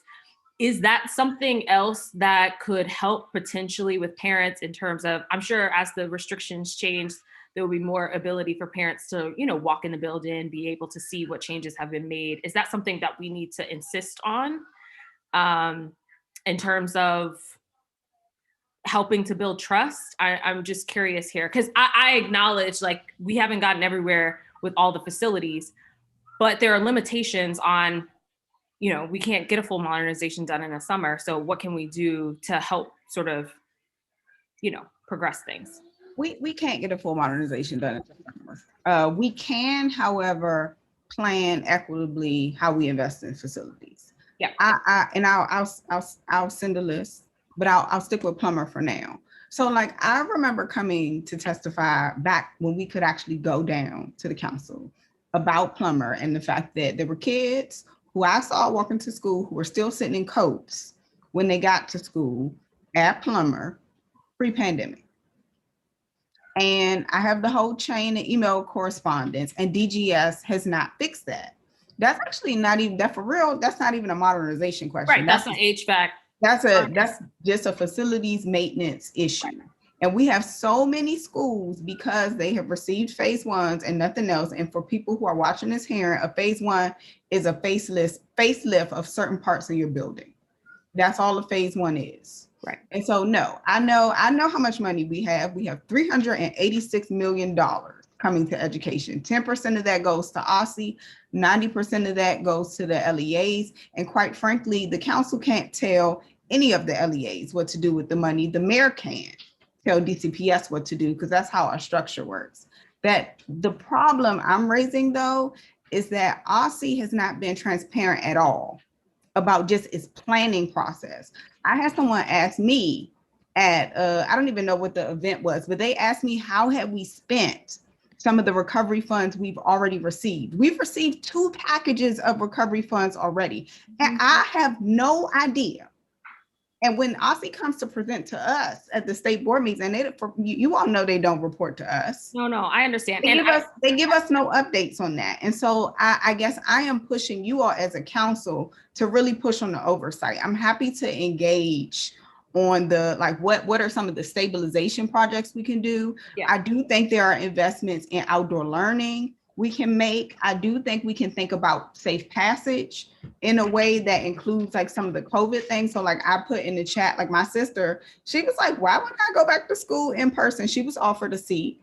And she was like, first of all, why would I wake up at 6 a.m. when I could wake up at 8 a.m. to attend virtually? Because she travels from one side of the city to the other. Second of all, I don't trust that it's going to be safe if I have to get on 2 trains, because I'm going to have to interact with all these different people. And let's be honest about it. A lot of our kids in 7 and 8 are the ones who have the commutes. And so there's a whole conversation. Sorry. I apologize, but it is. No. Our parents I think our parents are struggling, because even though the pockets of money might be, this is education money, or this is somebody else's money, they're thinking about their full kid. No, I understand. Interaction. I just have a little bit of time. And we just don't have anyone saying to them, like, all right, this is what a return to school looks like, from like when my kid leaves my house and gets on the bus to like if they go to a DPR facility. Nobody's able to, after school, nobody's able to answer those questions. So the thing that I was going to say, or I guess, I'm sorry, hold on. The thing I was trying to get to around is, how do we build the trust, right? So right now, from a WMATA perspective or a Metro perspective, buses are more people than the train. Like technically from a people standpoint, the train is actually a safer option if you want to engage with less people. But I know for a lot of people, they're not willing to do that part yet. And so I'm trying to understand, what can we do? Sorry. What can we do over the next few months to like help that out? Is it? It's tangible things. Like, so I had a parent ride in the train. It's making it bite size. So I had a parent say to me, I would be willing to think about sending my kid back in person if there was some way even I could get a virtual tour to see what this would look like. Oh, I see. Okay. It's what I'm saying to you is there's random guidance out there, or there's data out there, but people need to translate that for what does it mean for my individual kid, and that's the gap. Yeah. Okay, Ms. Brown, I see you. Yeah. So on the trust thing in buildings, I'm going to give you an example of why there's a trust gap. So at Beers, I guess it was 2 years ago, we had a fire in our cafeteria. So literally one of the freezer engines caught on fire. The fire extinguishers the fire alarm system was not working. The cafeteria worker had to go running into the next building, happened to run into the principal in the hallway, who then ran in and pulled the fire alarm. And there was a fire with flames and smoke. There are pictures. When we had meetings and asked DGS and DCPS to come, they figured out that something had been turned off. That's why the fire alarm didn't go off. But also our building doesn't have sprinklers. We had a meeting with probably about 60 parents in there and teachers and staff to say, where are our sprinklers? Because we got that phase 1, that was that just little makeup touch up. And so people were like, where's our sprinklers? That phase 1 was done in 2013. They told us that we had been grandfathered in and that sprinklers were not required and that they have no intention of giving us sprinklers. And you're sitting here telling a room of 60 Black parents that, no, you all don't need sprinklers and we're not going to do it. So we have a very real concern that when we voice things that are important to us and needs that are critical to us, we get told no. And even, Randall Highlands got that nice basketball court and all that stuff from Ellen. You know what I was thinking? I was like, well, I wonder if Ellen and them came in and they fixed the loudspeaker system, because their speaker system has been out for 3 going on 4 years now? They all walk around with walkie-talkies because the loudspeakers don't get fixed. So one of the things that needs to happen is not just, well, we do need to pick up some of those DGS tickets that are sitting there. But one of the things that needs to happen is that people need to see that what they are prioritizing is being reflected in the school. So it's not just how do we tell people enrolled, what are we sending our kids back to? And that includes the safety measures, that includes the programming, because that was one of the points I wanted to emphasize as well. Good night. Because so I asked my 7-year-old, and before one of our LSAT meetings, I was like, well, what would you want to see at the school next year if they get more money? And she was like, oh, it'd be really cool if we had more things like chess club, if we had like karate and so on and so forth. And that's one of the reasons why I focus on the resourcing, because the opportunity, somebody else said karate. I apologize. She did not say karate. Somebody else in the meeting said karate. Okay. And our school, yeah, she get it right, Mom.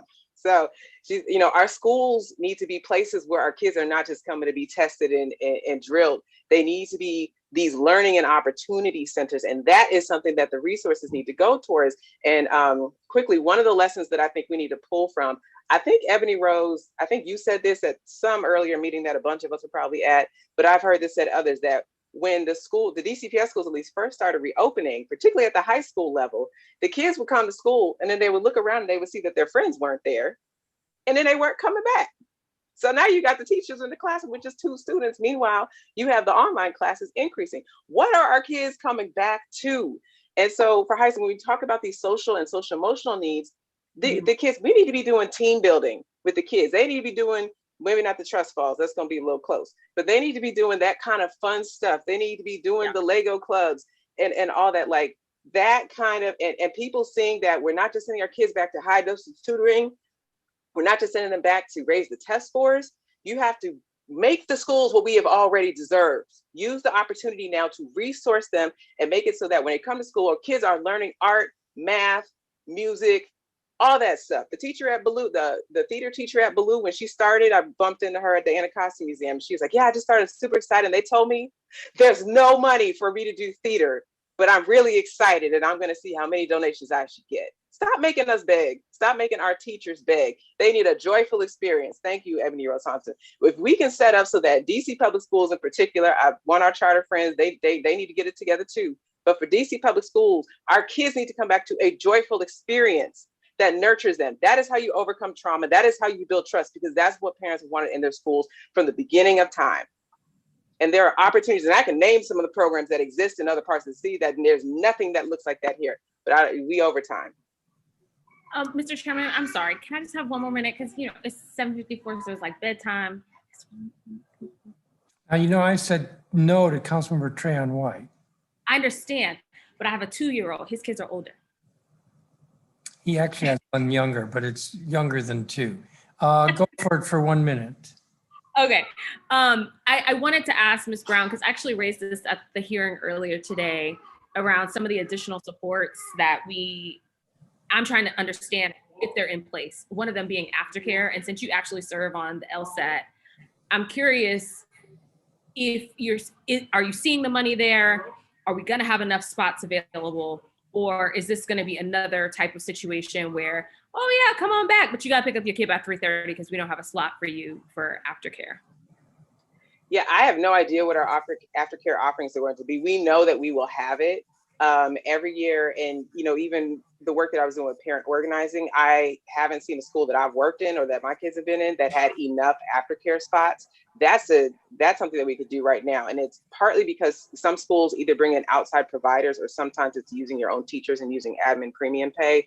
So there may be some limitations that may be an area where you need to push in or say, can we find additional staff or programming or something to support that? We've never had before care. And if most of the 7 and 8 schools have to drop your kid off at 8:30. You physically cannot get to work in time if you have to be on the other side of that river at 9 o'clock, much less before you get into Good Hope and Pennsylvania, Minnesota Avenue, all that. So yes, there are some things that we can do right now. Our LSAT conversations were primarily focused on which staff member are we going to cut, because that was the conversation that we had before the mayor made that announcement about money going to the school. So we actually cut the staff member. He was told, then told him that, but we had put in the petition for him to become back, for him to, that we wanted to keep the position. And then the money made it so that he could be uncut. He was thrilled. Thankfully, we were thrilled. And thankfully he didn't go find another job. But we never had the conversation. Like, we still really haven't had the conversation about add-on. We threw some ideas out, like the before clubs and whatnot, but we're not even used to having the conversation about what is it that you actually need that we will fund. So I wanted to offer a few ideas, but yeah, aftercare is something that by and large, most schools don't have enough slots. All right, thank And you. it's an opportunity for enrichment. Thank you. Thank you, Councilmember Henderson. Councilmember Bonds.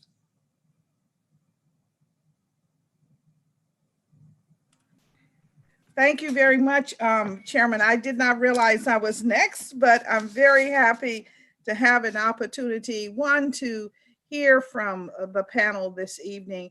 I've been listening all day as I had a couple of meetings that I had to complete, so I wasn't able to be seen before, but I am definitely interested in what the parents, the advocates, and of course, love to hear from the students as they think about what it would take to return to in-person learning. I think that's really something that we have to focus on. And to that extent, I wanted to know from this panel, what would be the best educational environment at a school and what would it look like? I mean, sort of describe it. I've heard about outdoor learning. I've heard about clubs, which I certainly adored when I was in school here, but I really want to see if we can't drill in on how do you imagine what would be the best environment that we could propose in a classroom, in a school, as we think about returning to as much normality as possible. I'm so glad you asked about environment because one of the things that I believe we should be investing in is supporting our educators as far as their professional learning around trauma-informed care and social emotional practices. When the State Board did its teacher survey this fall, a couple of things stuck out to me. One is teachers said in their answer, I have been provided with helpful professional development for how I can support my students' social emotional well-being during this time. Only 59.5% of our teachers agreed with that. That's a D. If you're a teacher, that's a D. I have felt successful at supporting my students' social emotional well-being during this time of virtual distance learning. Only 60.5% of teachers agree. We need to support our teachers in their development. It doesn't matter if they're going to be outdoor learning, virtual learning, in-person learning. Before the pandemic, during the pandemic, after the pandemic, most of our students, especially coming from 7 and 8, are experiencing trauma. You can't tell me that even if everything was great, this pandemic was not a traumatic experience. And investing in our educators so that they can support our students is really important. We have not received a great amount, I would say at least from DCPS, as far as like their plans for trauma-informed and social emotional supports. I know they had a contract with Castle that is no longer in place. And they talk about community schools, which is great and should be done, but that's actually a different approach. We're talking about just in the classroom, educators, how you instruct. Like, is that a caring place? Is that trauma informed? And so I really would like to see investments in supporting educators' capacity to be trauma informed and to support social emotional well-being. Thank you. Councilwoman Bonds. Sure, Mr. Boston, go right ahead. How you doing today? I'm doing pretty good. I'm sorry I'm so tardy. Had to check on my mom. She's not doing as well as we are. I'm sorry to hear that. I hope she gets better. I would just add that I think, to be honest with you, I think it's a flawed approach to look solely at in person as the only option, because we got to realize that, you know, to be vaccinated is a health decision, number one. Number two, the vaccination only prevents you hopefully from having a serious effect from, you can still catch and spread. And so it's so much misinformation going on. You have parents that, you know, that again are not certain about what's the truth. And so if you can still catch and spread, but you just may have reduced symptoms, we have to realize we still are living with this virus. In addition to that, COVID is really not our problem. The climate is our problem. That's the existential threat. we need to look at changing the curriculum inside of our schools. And as far as what these students are learning, they're not learning anything about carbon. They're not learning anything about the climate. And as a way to complement outdoor learning, again, if you get more students outdoors, one, you will increase, you definitely will increase the graduation rates. You will reduce so many issues as it pertains to like suspensions and behavior issues. You know, it's no be quiet outdoors. It's no you're talking too loud outdoors. And you can create situations where you have more cooperative learning. We have to give parents and students options, period.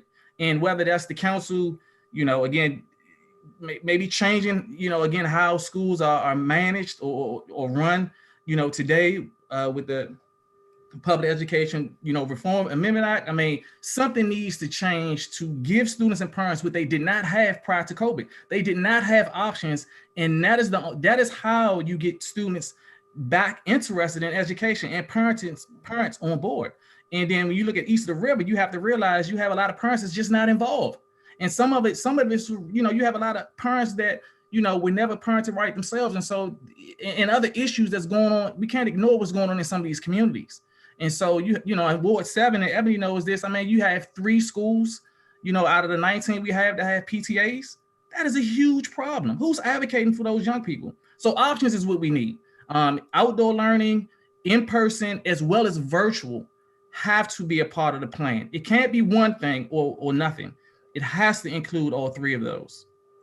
Well, thank you for that. I'd like to ask Ms. Spinner a little bit about the parents' role. If you're reimagining this environment, how do you see the skill set that you bring to the table and your organization assisting through this process of getting us to this wonderful image of what the environment would look like? You know, learning for any child is not one place.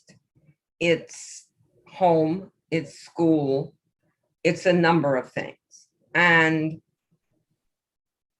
given where we are going as a society, we cannot have young people who are not tech savvy.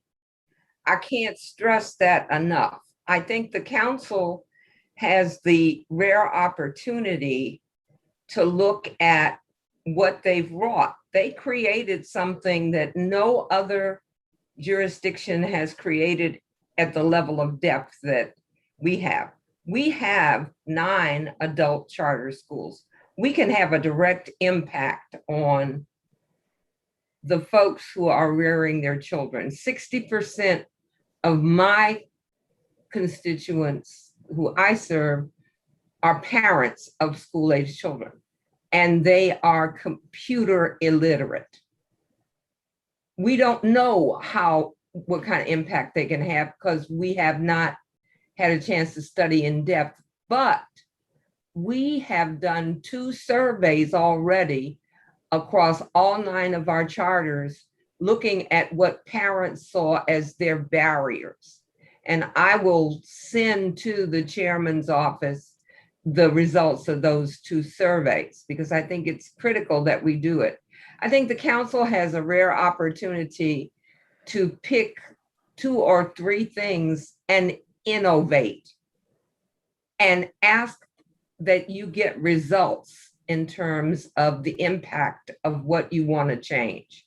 If you want to change in 7, the condition of buildings and facilities, and I think it's only right and fair that it happen, do an innovation and then track it.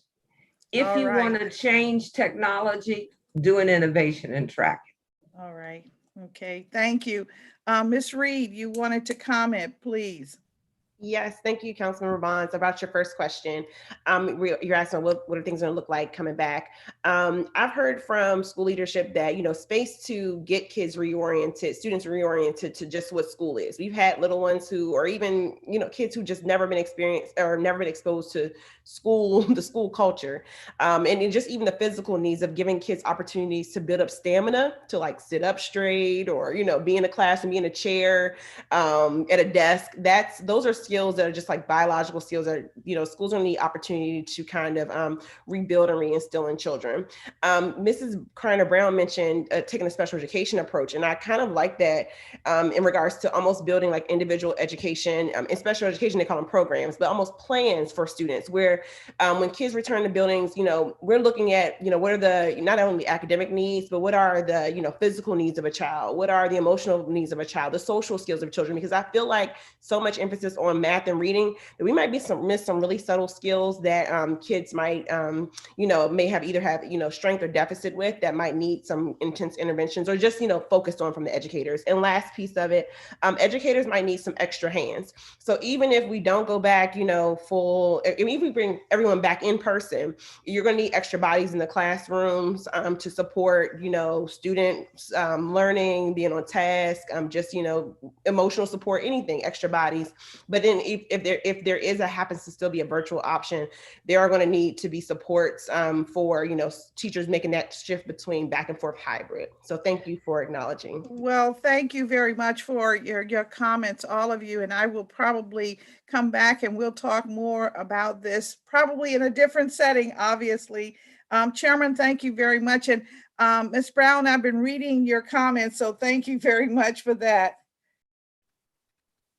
Thank you, Councilmember Bonds. I hate to say I've had a nice time with you all, but we're ready for the next group. And we've actually spent almost 2 hours with you, and we only have a 3-hour hearing. So you all are excused, and I'm going to call the next 11 witnesses. And let me call them first. Shannon Williams, who's with Looks and Books, Inc. Zena Whitworth, who's with Friends of Capitol View Library. Clarice Mendoza, who is Chief Executive Officer of Maya Angelou School and See Forever Foundation. Elizabeth Reddick, who's just listed as a witness. Brittany Wade, who's listed as a Ward 7 resident. Sophia Barata. Sherry Jones, who's with Charles Hamilton Houston Elementary School. Carla Kirby. Jacqueline Stevens, who's Academic Dean at Maya Angelou Public Charter School. Shamika Pugh, who's a parent at Maya Angelou Public Charter School. And Sharon Culver, who's with PAVE. Now, I'm going to do the same thing or a little differently. You all should be in gallery view. There's a clock in the top row. You have 4 minutes, but I'm not cutting people off. I'm not cutting witnesses off at 4 minutes, but please be mindful of the time. And if you're going too long, then I'll ask you to wrap it up. But I think for this, because we spent so much time in the first panel, that for council members, we will have a shorter round, like maybe 5 minutes. So let's begin with Shannon Williams. If Shannon Williams is here, and I don't see Shannon Williams. Chairman, I don't believe Shannon or Zena are here. Then we'll go to Clarice Mendoza. And good evening. Good evening. Thank you, Mr. Chairman. My name is Clarice Mendoza Davis, and I serve as the CEO of the Maya Angelou Schools and the See Forever Foundation. Thank you for the opportunity this evening to provide testimony regarding Maya's perspective, in particular on school reopening and academic recovery, especially in Ward 7, where our schools are located. Given our particular commitment to opportunity and justice-involved youth, our toolbox for learning, teaching, and student support has always contained strategies and methods that have been anchored in flexibility, choice, and individualization for our scholars.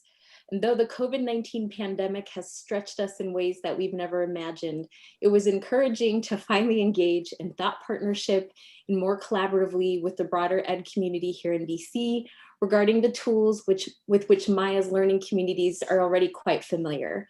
Online instructional platforms, remote learning, asynchronous instructional time in the evenings and on the weekends, and the delivery of wraparound services from a distance. I want to stress that we are incredibly thankful that schools have been afforded the ability to engage in site-based decision-making as we've navigated how to best serve our young people and their families at Maya throughout this pandemic. And with this continued autonomy in mind, we believe the following are critical to the continued reopening of our schools and to ensuring that we help our students not only recover, but actually excel on their academic and personal journeys while also remaining safe and healthy. One, we are really asking that you continue to allow us to offer hybrid learning for the small percentage of students and families who are thriving, because this method has removed barriers to student engagement, like lack of access to transportation, lack of stable childcare, and schedule conflicts with part or full-time employment that provide income necessary to the family household. We ask that you consider what support city agencies and other organizations can provide for schools as we have all students return to in-person learning against the backdrop of increased violence, especially amongst young people in our communities and neighborhoods. We ask that you ensure that schools serving alternative and adult students like Maya's high school campus and Young Adult Learning Center continue to have access to the city's reopening and recovering funding to not only support academic programming, but also to, one, ensure that we can help meet our student and families' basic needs.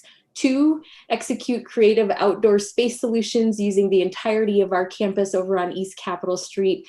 And three, continue to expand career and technical education, which is especially critical for our adult learners.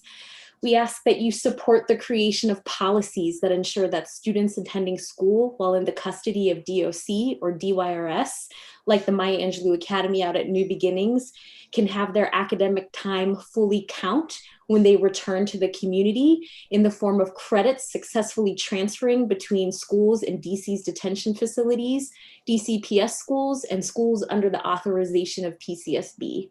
Finally, we ask that you help streamline the process for schools to become regular vaccination sites, not only for students and families, but also the broader community, like Maya's neighbors who are residents in Ward 7. With your support in these areas, I feel confident that Maya and other schools in Wards 7 and 8 will not only help our students and families recover, but actually thrive. I'd like to note that what I've shared here with you this evening is what I've taken away from numerous focus groups and surveys we've conducted with our students, parents, and staff. And I'm thrilled that you'll also hear directly from these critical partners later this evening, Ms. Jacqueline Stevens, our high school's academic dean, and Ms. Shamika Pugh, Maya parent and board member.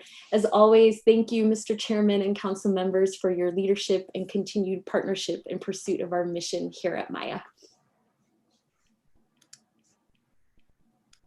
Thank you, Ms. Mendoza. Elizabeth Reddick. Good evening, council members, staff, and fellow community members. My name is Elizabeth Reddick. I am a Ward 7 parent with children who attend Bard Early College High School and Bridges Public Charter Schools.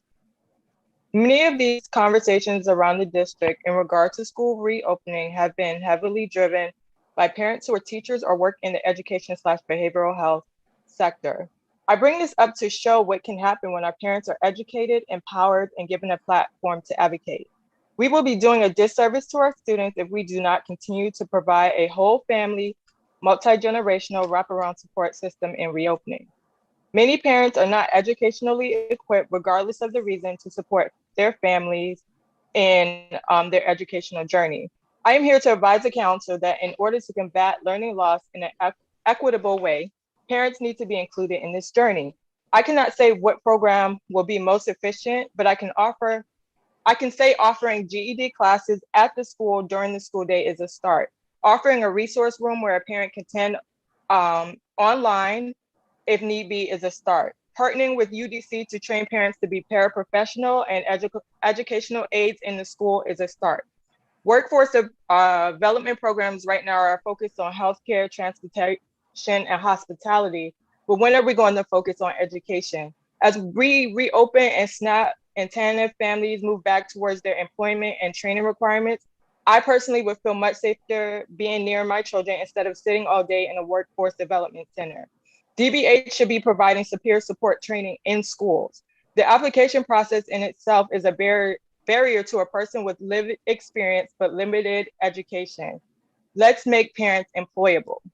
One of the most debilitating things for me as a parent in helping my third grader with math is that I could not explain to him because, quite frankly, I have never learned this new math myself, and I have 140 college credits. Many of us do not have the social emotional learning supports, training, or opportunities to help our children.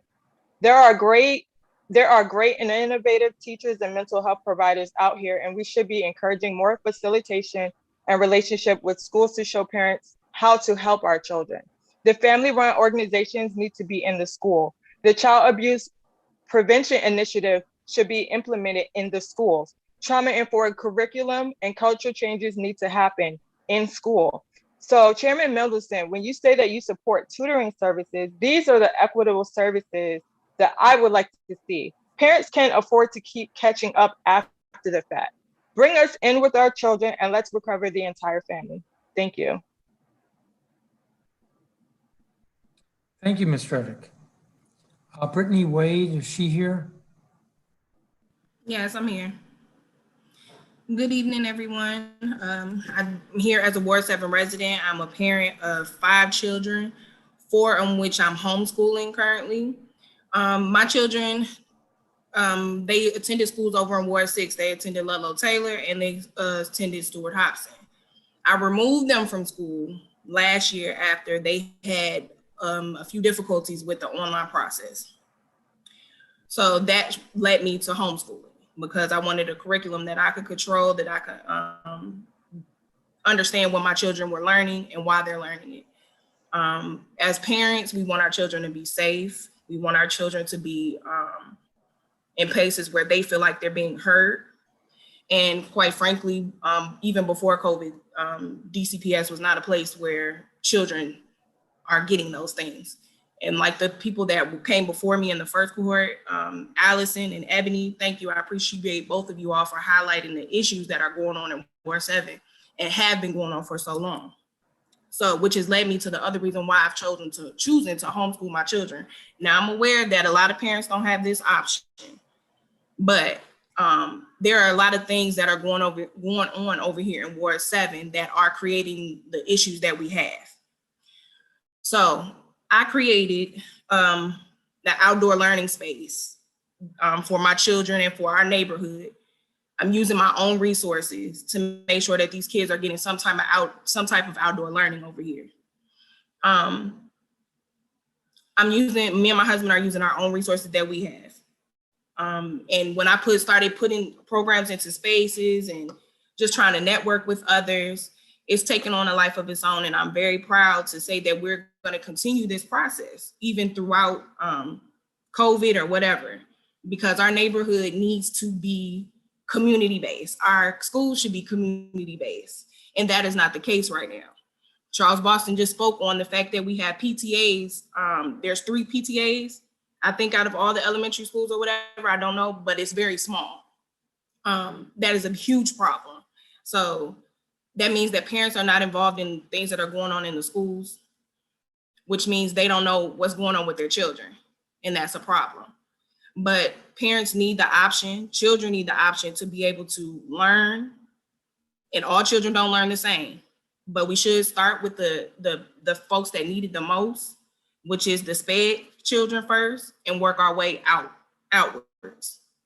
But everyone, the teachers need mental health services in order to deal with children because they've gone through a stressful time. And then we're going to place them back into a situation that wasn't working from the beginning. It's going to be a disaster for some children because they are not having a safe space. And quite honestly, you don't know how people are going to react when they're in a stressful situation. I just would really like everyone to take that into account and also talk to these children. There are so many things that they will tell you and honestly tell you if you just talk to them and ask them what they want and what they need. Like I said, I have 5 children. My household is not ran like everyone else. I have to let my children tell me what it is that they need, because oftentimes we put things on children that don't need to be there. So if we just take our time, listen to our children, build a better community system within our neighborhoods and our neighborhood schools, will be a lot better.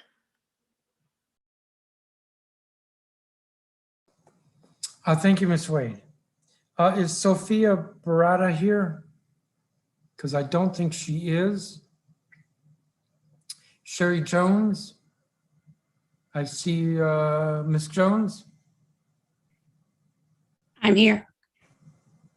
Well, you're next. You're up. Hi. Thank you, Council Chairman and Council members. My name is Sherry Jones. I'm a librarian in Ward 7. This is my 4th year serving the students, parents, and staff at Charles Houston Elementary School. I was fortunate enough to be at Houston full-time during this pandemic year, and I'm slated to be full-time next year as well. Like many of my colleagues, excuse me, in Ward 7 and 8, I served in a half-time capacity, serving 2 school communities during my first 3 years, both at Simon in Ward 8 and Houston in Ward 7. And I can tell you it's been challenging, but we make it work. As this school year began, 22 schools did not have librarians in their budgets, and another 12 to 15 schools only had a half-time position funded. In Ward 7 and 8, less than half of the schools have a full-time librarian for their students. For the 21-22 school year, another 10 to 12 schools will see cuts in their library programming, continuing the downward trend of underfunding schools and forcing cuts to library programs. We are seeing librarians being cut and being replaced with paraprofessionals, both library and technology paraprofessionals. My question is, how is that possible when the very job description for library paraprofessionals states that they report to the librarian? But I digress. During this pandemic, we have seen before our eyes the wide disparity in access between the students who live in Wards 7 and 8 and those in other wards of the city. We've heard about equity as it relates to student academic recovery, yet here we are another year fighting for what should be a basic right for every student, regardless of their zip code. We know that students in these wards are more likely to lack a certified librarian and to have inadequate library resources. Librarians do more than just shush students and check out books. We make important and lasting changes in the communities that we serve. A few points as to why effective library programs are so important. We provide equitable access to certified librarians, which are indicators of school quality. Students with access to libraries are better prepared for college and careers. Effective school library programs impact literacy for all students. Access to an effective library program is crucial to developing literacy skills, particularly in early childhood. Librarians are teachers with access to extensive literacy materials and experience in connecting diverse students with the resources needed to develop literacy skills. We support students of all abilities and learning styles, and we expanded access to school libraries improves outcomes for all students. Research has proven time and time again that students with access to effective libraries read more and do better on both reading and math tests. For children of poverty, libraries are typically the only available source of reading materials. We're experienced professionals, and we work with all departments and grade levels and understand how new techniques and technology can be applied to the entire campus. We are key members of leadership teams who work to address campus needs and leverage partnerships to impact instruction and students. And we help close student performance gaps and increase post-secondary readiness, increasing graduation rates and providing comprehensive instructional supports across all grade levels. Every DCPS student deserves a robust school library program staffed by a full-time certified librarian in every school. Thank you for the opportunity to talk about school libraries, the largest classroom in the school, and certified librarians today.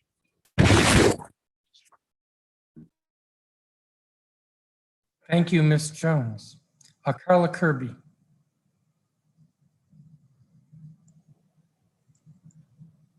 Good evening. Thank you for the opportunity to address the council and my fellow parents and teachers this evening. I'm going to keep my testimony abridged. I have written testimony that I have submitted, but given the time, I want to make sure that everybody gets an opportunity to be heard. My biggest concern, which I haven't heard a lot of discussion on, and I've been on since the start of the hearing, is about special education. My son is special needs. He is autistic. He has been going to the same school for the last 7 years, which is Tyler Elementary. As part of the recent reorg and getting ready to open schools, the boundaries were changed for my son. He was originally scheduled to be going into Stuart Hobson or to Hines, and they have switched that to Sousa, all because there is a 0.2 mile difference between my house, which is in Ward 8, and these 3 schools. I'm asking for the council to intervene with not only my son, but other special needs children who are going from an elementary school environment where they've been homeschooled for the last 14 months into a middle school environment, which would then include introduction to new kids that are mainstream, new processes as far as switching classes, and also just a new environment altogether. I am scared for my son to go, of course, into middle school, giving his autism, and especially going into an environment where he's not even going to see any familiar mainstream children. If he was going to Hobson or to Hines, he would see other children from the feeder school Tyler, but sending him into not only a completely different school, but still a different ward. And again, the excuse I'm being told is that it's because of this new boundary. Now, one of the last things I want to highlight, aside from that, is my son has been going to a school in Ward 6 for the last 7 years because the resources aren't available in Ward 8. That's first and foremost. There was not an elementary SPED program that could take him. He is pretty high functioning, but there are still definitely quirks about how he learns and his ability to socialize and communicate. And so again, if you take nothing else away from this, making these drastic boundary changes on the cusp of, coming back from a pandemic, I think is ridiculous. On top of the fact that there have never been services, at least for the past 7 to 8 years, that service special needs children in Ward 8. And so if we're not going to have the services here, allow us to put our children in schools where the services are available. Thank you. Thank you, Ms. Kirby. Jacqueline Stevens. Good evening. My name is Jacqueline Stevens, and I am an academic dean at Maya Angelou Public Charter School. As a dean, my responsibility is to be an advocate for students as they progress in high school towards the diploma and a plan for their future.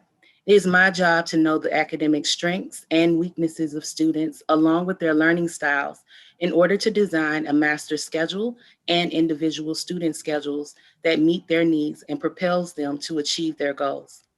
I work closely with teachers, support staff, and leadership to ensure equity in learning and achievement in learning. When schools were closed in March of 2020, everyone hoped that our absence from the building would be temporary. But we quickly recognized that students would not be under our physical care for a part and possibly the entire school year. We took the steps to improve and acquire more technology, which included adding a 24-hour help desk for tech. Our teachers collaborated to provide the most effective virtual instruction in order to maintain and further the growth obtained by so many of our students. As August approached and we committed to the safety of all, we realized as a school that we needed to find some way to have even more tangible connections with students and families so that students would not disengage from their learning goals and opportunities. The school extended its Community Eats program and offered groceries and hot meals to the community weekly. There was also a need to encourage physical movement for our school community, and our Ride Through It program was birthed. Students and staff use Wednesdays to ride bicycles through various trails and parks throughout the DMV area. Our students who have individual education plans were invited to receive in-person tutoring 2 times a week throughout the entire school year. And in the spring semester, all students were offered in-person tutoring 3 days a week. Beginning in April, seniors were allowed to come to the building on Saturdays to receive extra support as they worked to finish their pursuit of the diploma. The school building has been open daily so that students and families could receive technology assistance and have access to staff members to meet unexpected needs. The Office of Parent Engagement has hosted a number of workshops and events to assist parents with the needs of their children academically, physically, mentally, and emotionally. The school also secured services to conduct weekly COVID-19 testing. In addition, the staff has united to fill the gaps caused by virtual learning through field trips, virtual and safely in person, inviting guest speakers from all over the country and through town halls. We have staff members who reach out to families by phone daily. We also have a devoted team, our culture team, who drives to our families anytime that they are in need of assistance and cannot come to the building.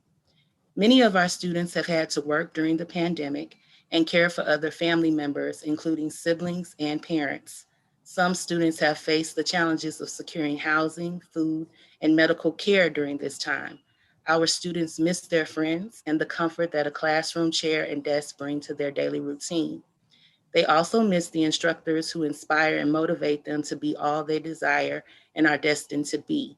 And to be fully transparent, the staff misses interacting face to face with our students in our home on East Capitol Street. Despite the challenges of the past year, the school is committed to providing a safe environment for all of our school's community members. We need to uphold social distancing while in person and mask mandates. We need everyone to have access to testing, vaccinations, and proper medical care when needed. We need to be able to use our building and other secure outside spaces to deliver instruction. We need the understanding that a limited number of families may still request virtual learning as everyone adjusts to returning to their pre-pandemic schedules. We need flexibility in our daily schedules to ensure that social distancing is respected and expected. We need the full support of our community to ensure the safety of everyone attached to our school and its mission to educate and prepare all students for a successful after high school life. In summary, we need resources to maintain and support the programs that we put in place in the pandemic and that we will hopefully acquire as we reopen so that we can continue to be safe and thrive. Thank you for affording me this opportunity to speak. Thank you, Ms. Stevens. Shamika Pugh? Hello, how are you? Fine. Good evening. Good evening. Thank you for the opportunity. My name is Shamika Pugh, and I am the mom of Jermaine Johnson, who is an 11th grade scholar who attends Maya Angelou Public Charter School. But I also serve as a board member and have the pleasure of seeing the ins and outs of how the school runs, especially their strategies for working with different kinds of learners, their fundraising, and their strategy partners that help make things flow. During the pandemic, Maya has worked to make sure virtual learning will work for every student and their family. In the beginning, they made sure that every student had a laptop to work on, and if the students didn't have connection to the internet, we were given hotspots. The individualized attention and the consistent communication with the staff about food and clothing distribution, and on Wednesday workshops were phenomenal for the parents and the students. One of the greatest success that I've seen for the school has been their adaptability. As example, when laptops didn't work and access was not available to Zooms and Google Classrooms, we were directed to an IT line with dedicated help just for students and parents, and staff have been very transparent from the start with handling the coronavirus. They have testing van on site to do weekly testing.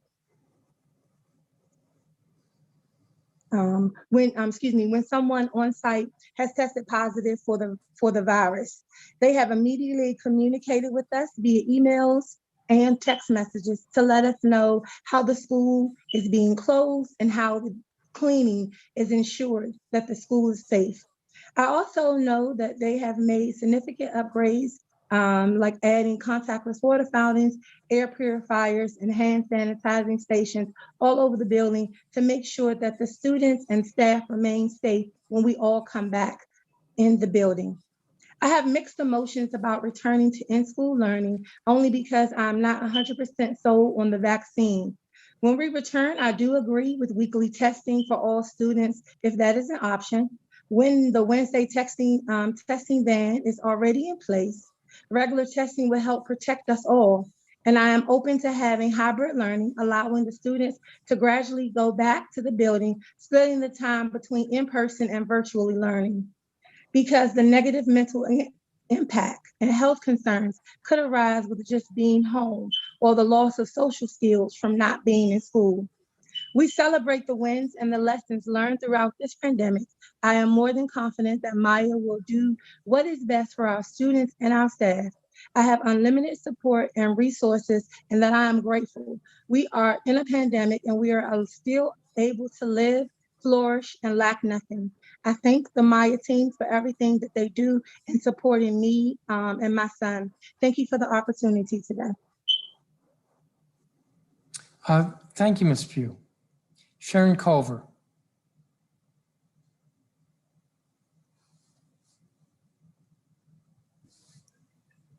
Good evening, everyone. Good evening, council members and Chairman Mendelson. It's good to be here this evening. So my name is Sharon Culver, and I'm the proud parent of 7 total children, but 3 children who attend school in DCPS. 2 of them attend Ann Beers Elementary School, and I have 1 young king at Ron Brown College Preparatory High School, both of which are located here in Ward 7. I also serve with Parents Amplifying Voices in Education, PAVE. I'm on the Ward 7 PLE board as well as the citywide PLE board. I first want to say thank you for listening and hearing and funding our PAVE, several of our PAVE parent priorities, the 3% increase to the uniform per student funding formula, the additional $300,000 for funding for at-risk students, as well as the additional $5 million for emergency child care funding. Those things are very important investments, and we certainly want to thank you for answering the call to help get DC's children to a more equitable place. I'm testifying today because I want children attending DC public schools, specifically in Ward 7 and 8, to have the equitable education that they so rightfully deserve, by ensuring that schools serving children in these wards receive the funding to support not only their academic needs, but their social and emotional needs as well. In order to address these issues of learning loss, DC should commit to investing a total of $10.8 million for social emotional learning and trauma-informed training in all schools, especially those that serve children in Ward 7 and 8 and that are furthest from the opportunity. Because we know that children cannot learn if they are not mentally and emotionally well. This specifically is important to my family because a child's mental health is just as important as their physical health. One of my children struggles with reading comprehension and processing issues, while another struggles with depression. Because of these challenges, they are becoming less and less engaged in their virtual learning and in school. I've even had my first grader say to me that she hates school and she questions why she needs to attend. My children are not the only ones with these feelings. And as the COVID-19 pandemic has caused chronic stress and trauma for many children across the district and across the country.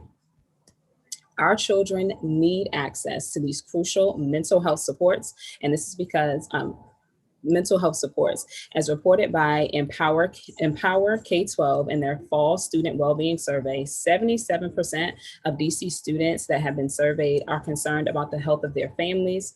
1 in 5 children have recently experienced the loss of a family member that they live with, and 45% of children have reported that their family's financial situation has changed or become more stressful due to the pandemic.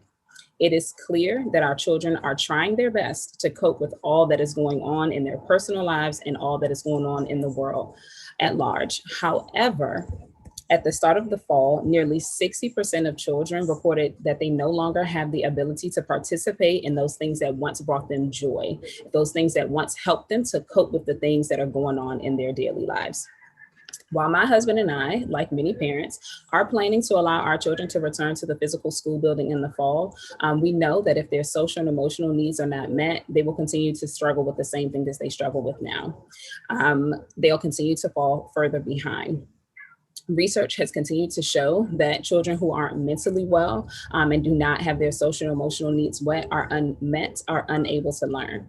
My family has done our best to ensure that the needs of our children are met here at home. However, we know and we can agree with all the work that we do in our community that it truly takes a village to raise a child.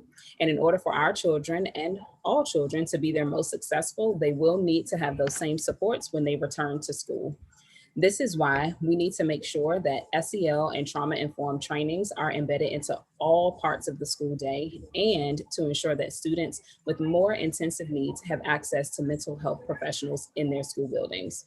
Additionally, investing an additional $6.4 million to fully fund the school-based mental health expansion and add clinicians in 80 more schools, an additional $4 million to restore the cuts to community-based health providers would ensure that the children and community members who need it most have their needs met. I thank you today for allowing me to have the time to testify and share what I want to see for our kids in our district. For these reasons and so many more, I urge you all to invest the $10.8 million that is needed to ensure our children can have access to the resources that are needed to help them cope with the traumas that they are facing today, and to not allow them to become a problem that our society will judge them for tomorrow. Thank you. Thank you, Ms. Culver. I think what we're going to try is 5-minute questions for one round of 5-minute questions for council members. We'll be done about 9:15. So I will begin. I have a question for Jacqueline Stevens because Ms. Mendoza left. And the question has to do with her testimony that Maya Angelou wants to do hybrid. And that raises in my mind a question about how you do that. And what I mean by that is what we've seen this past year is teachers really have a hard time if they're doing both in classroom, in-person teaching and online at the same time. And to the extent that there may be some online in some of the LEAs like DCPS this coming year for like medically necessary instances, there's a possibility that's going to be managed out of Central, not out of the school itself. So how's Maya Angelou going to do the hybrid? Well, we have several ideas, but one of the ideas was to break our teachers and students into teams so that one team would be assigned to a certain grade level. And so those teachers would be in person with their students, and then they would be virtual with their students at the same time. So basically teachers and students would be on the same schedule. Through a team doing this as yes. It's not the same teacher who's doing both. Right. Team. Yes. So for example, if let's say I'm on the 11th and 12th grade team that is doing hybrid, when my students are in the building, let's say Mondays and Fridays, and they're at home on Tuesdays and Thursdays doing virtual instruction, the teacher would be on the same exact schedule. So they would go into the building with the students and they would provide that instruction, and then they would be virtual with their students when they are virtual. So it wouldn't be serving as a dual role. I have one other question for you. Maya Angelou has an IT line. Can you speak to that? How many staff you have for how many students?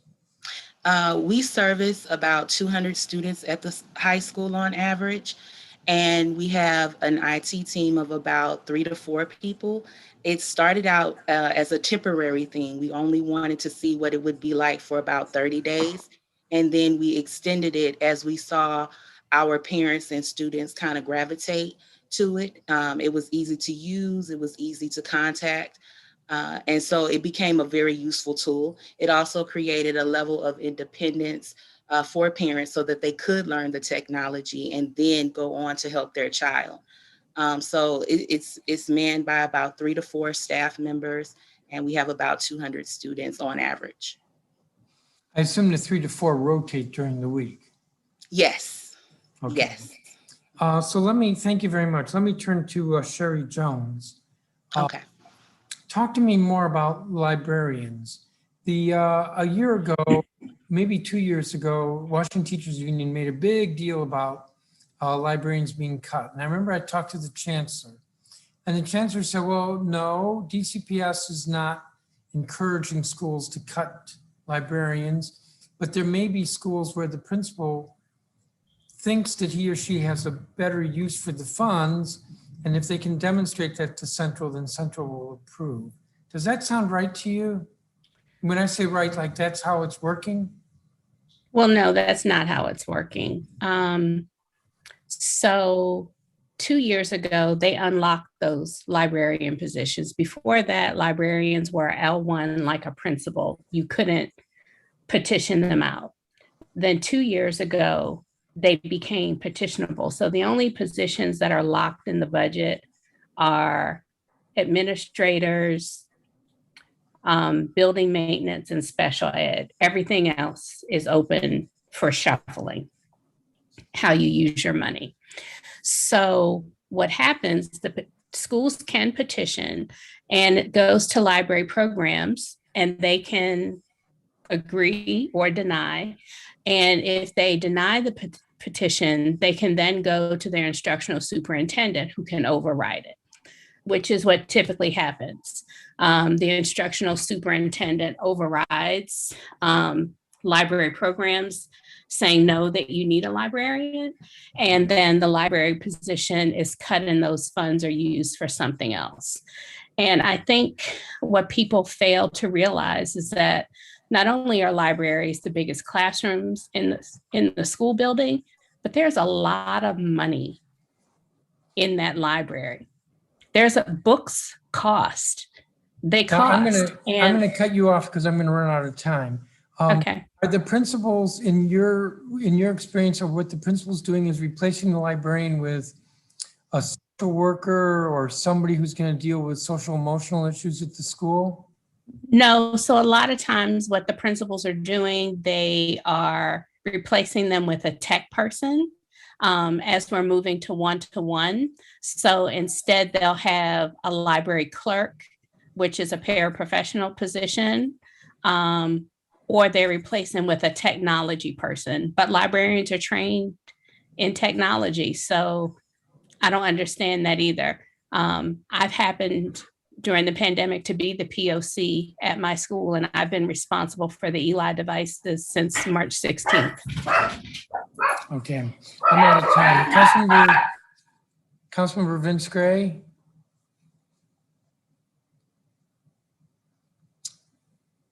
Councilmember Gray. Councilmember Silverman. Yes, thank you, Mr. Chairman, and good evening to everyone. I was taken by some of the stories that parents have told. Ms. Wade, I think you said, and there are stories that I know personally, you made the decision to take your children out of the virtual learning, correct? Ludlow is actually my neighborhood school. So I'm curious, are you planning on sending your kids back in person this fall?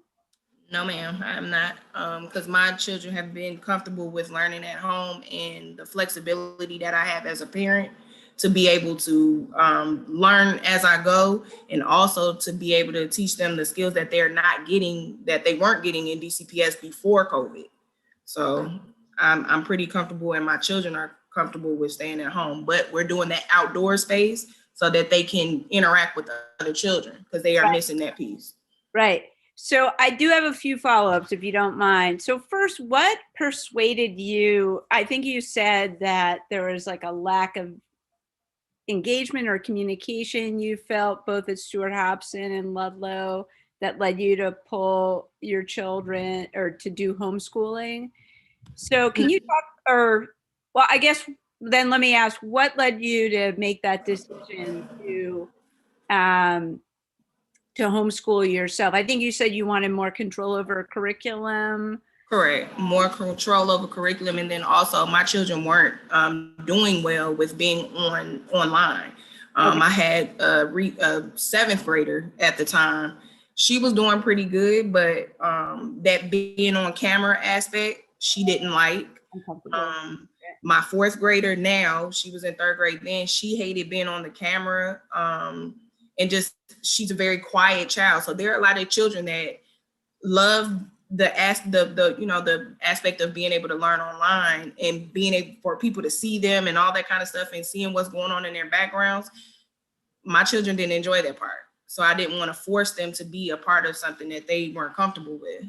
And so let me ask you, if let's say, well, the mayor has said everyone's going back in person, but even with in person, you would still homeschool children? I would still homeschool them because even now that I've seen the growth that my children have had from homeschooling versus being at school, it's been a dramatic shift. And not just that, they get to work at their own pace. Not they have to keep up with what's going on in class and are they making the grade and is this test doing what it's supposed to do for them? That must be very challenging for you, however. It's challenging, but these are my kids. These are my kids. This is when I chose to be a parent, I had to take everything that came with that, and education is a part of it. So that's what I'm going to do. Okay.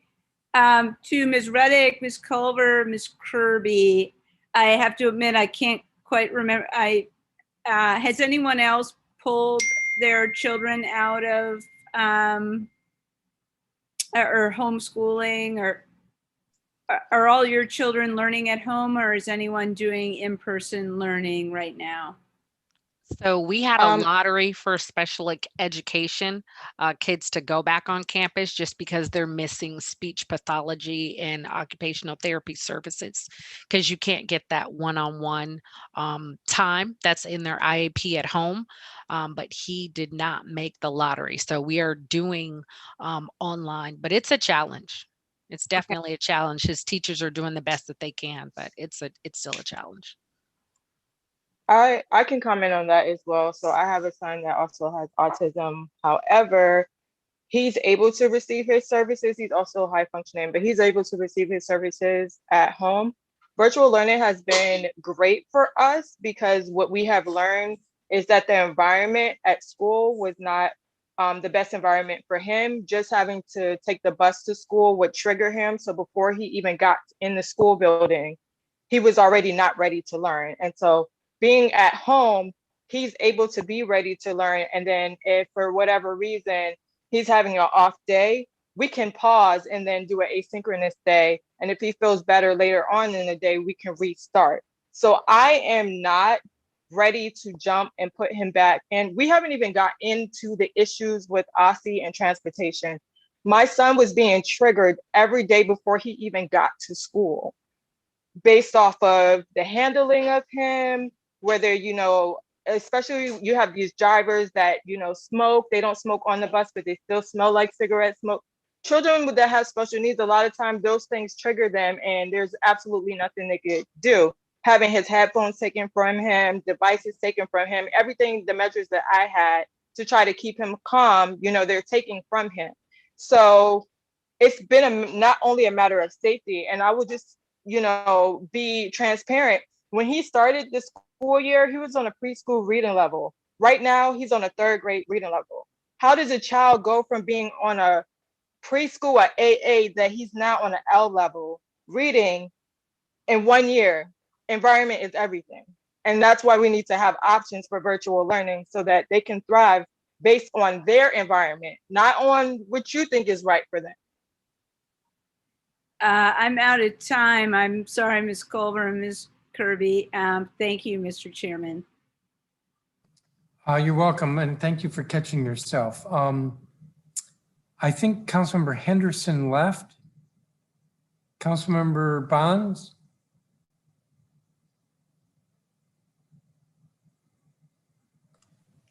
Thank you, Chairman, and thank you to this panel. And I hear the storm raging outside, and I know that's a concern. I think I saw one of you close the window.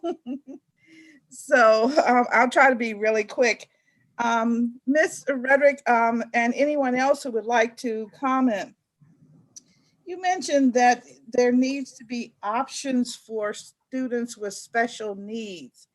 What kind of options can you envision once we are, let's say, back in in-person learning? When you talk about options, I know you can give them options when they're homeschooled. I know they can get options when they're in the virtual learning, but when we're back in the classroom setting, what kind of options can we employ to help those students learn and feel comfortable first?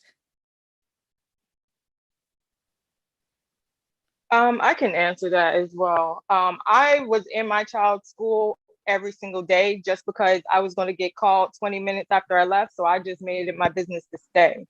So options that we can do is when we talk about social emotional learning, that needs to take precedence before anything else. When you go to some of these schools that are on the other side, west of the river, the first 2 weeks of school, before they even start academics, they focus on what is the school's rules, what is the policy, what is the expected. Now, one of the things that needs to be highlighted specifically is our own sense of self. So you need to teach the children how to advocate for themselves. If I'm having an off day, I need to have a measure to signal to my teacher, I am not ready to learn. So then that teacher can go and, kind of give that child the opportunity, whether they have an actual place in the classroom where they can just chill out for a minute. The teacher can teach their lesson and then they can go back to that child, which if we had enough paraprofessionals in the classroom, we could manage that, but that's a whole nother issue. But that kind of thinking, that kind of programming, address the issue at the beginning before it becomes an incident, because a lot of the disruption in the classroom is because a child is having a behavioral health concern and it's not being addressed right away. So it might start off, if you look at the progression, it might start off as a child tapping, getting up out of their seat, and then it just grows bigger and bigger and bigger. They call them attention-seeking behaviors. Address that right away. Yeah. Don't wait until, okay, now you got to call mom because the child's tearing up the classroom. So we have to have professionals that come in and actually observe before you try to tell us how to fix our kids. All right, I appreciate that. Ms. Stevens, can you comment a little bit about what happens at Maya Angelou, or just your philosophy, your feeling of what we need to do to help our special needs students return to in-person learning? Definitely. Maya Angelou has had an SEL program for over 20 years, and that is a strong component of our special education program. Those students are assigned a counselor. They meet with those counselors. They get to know them.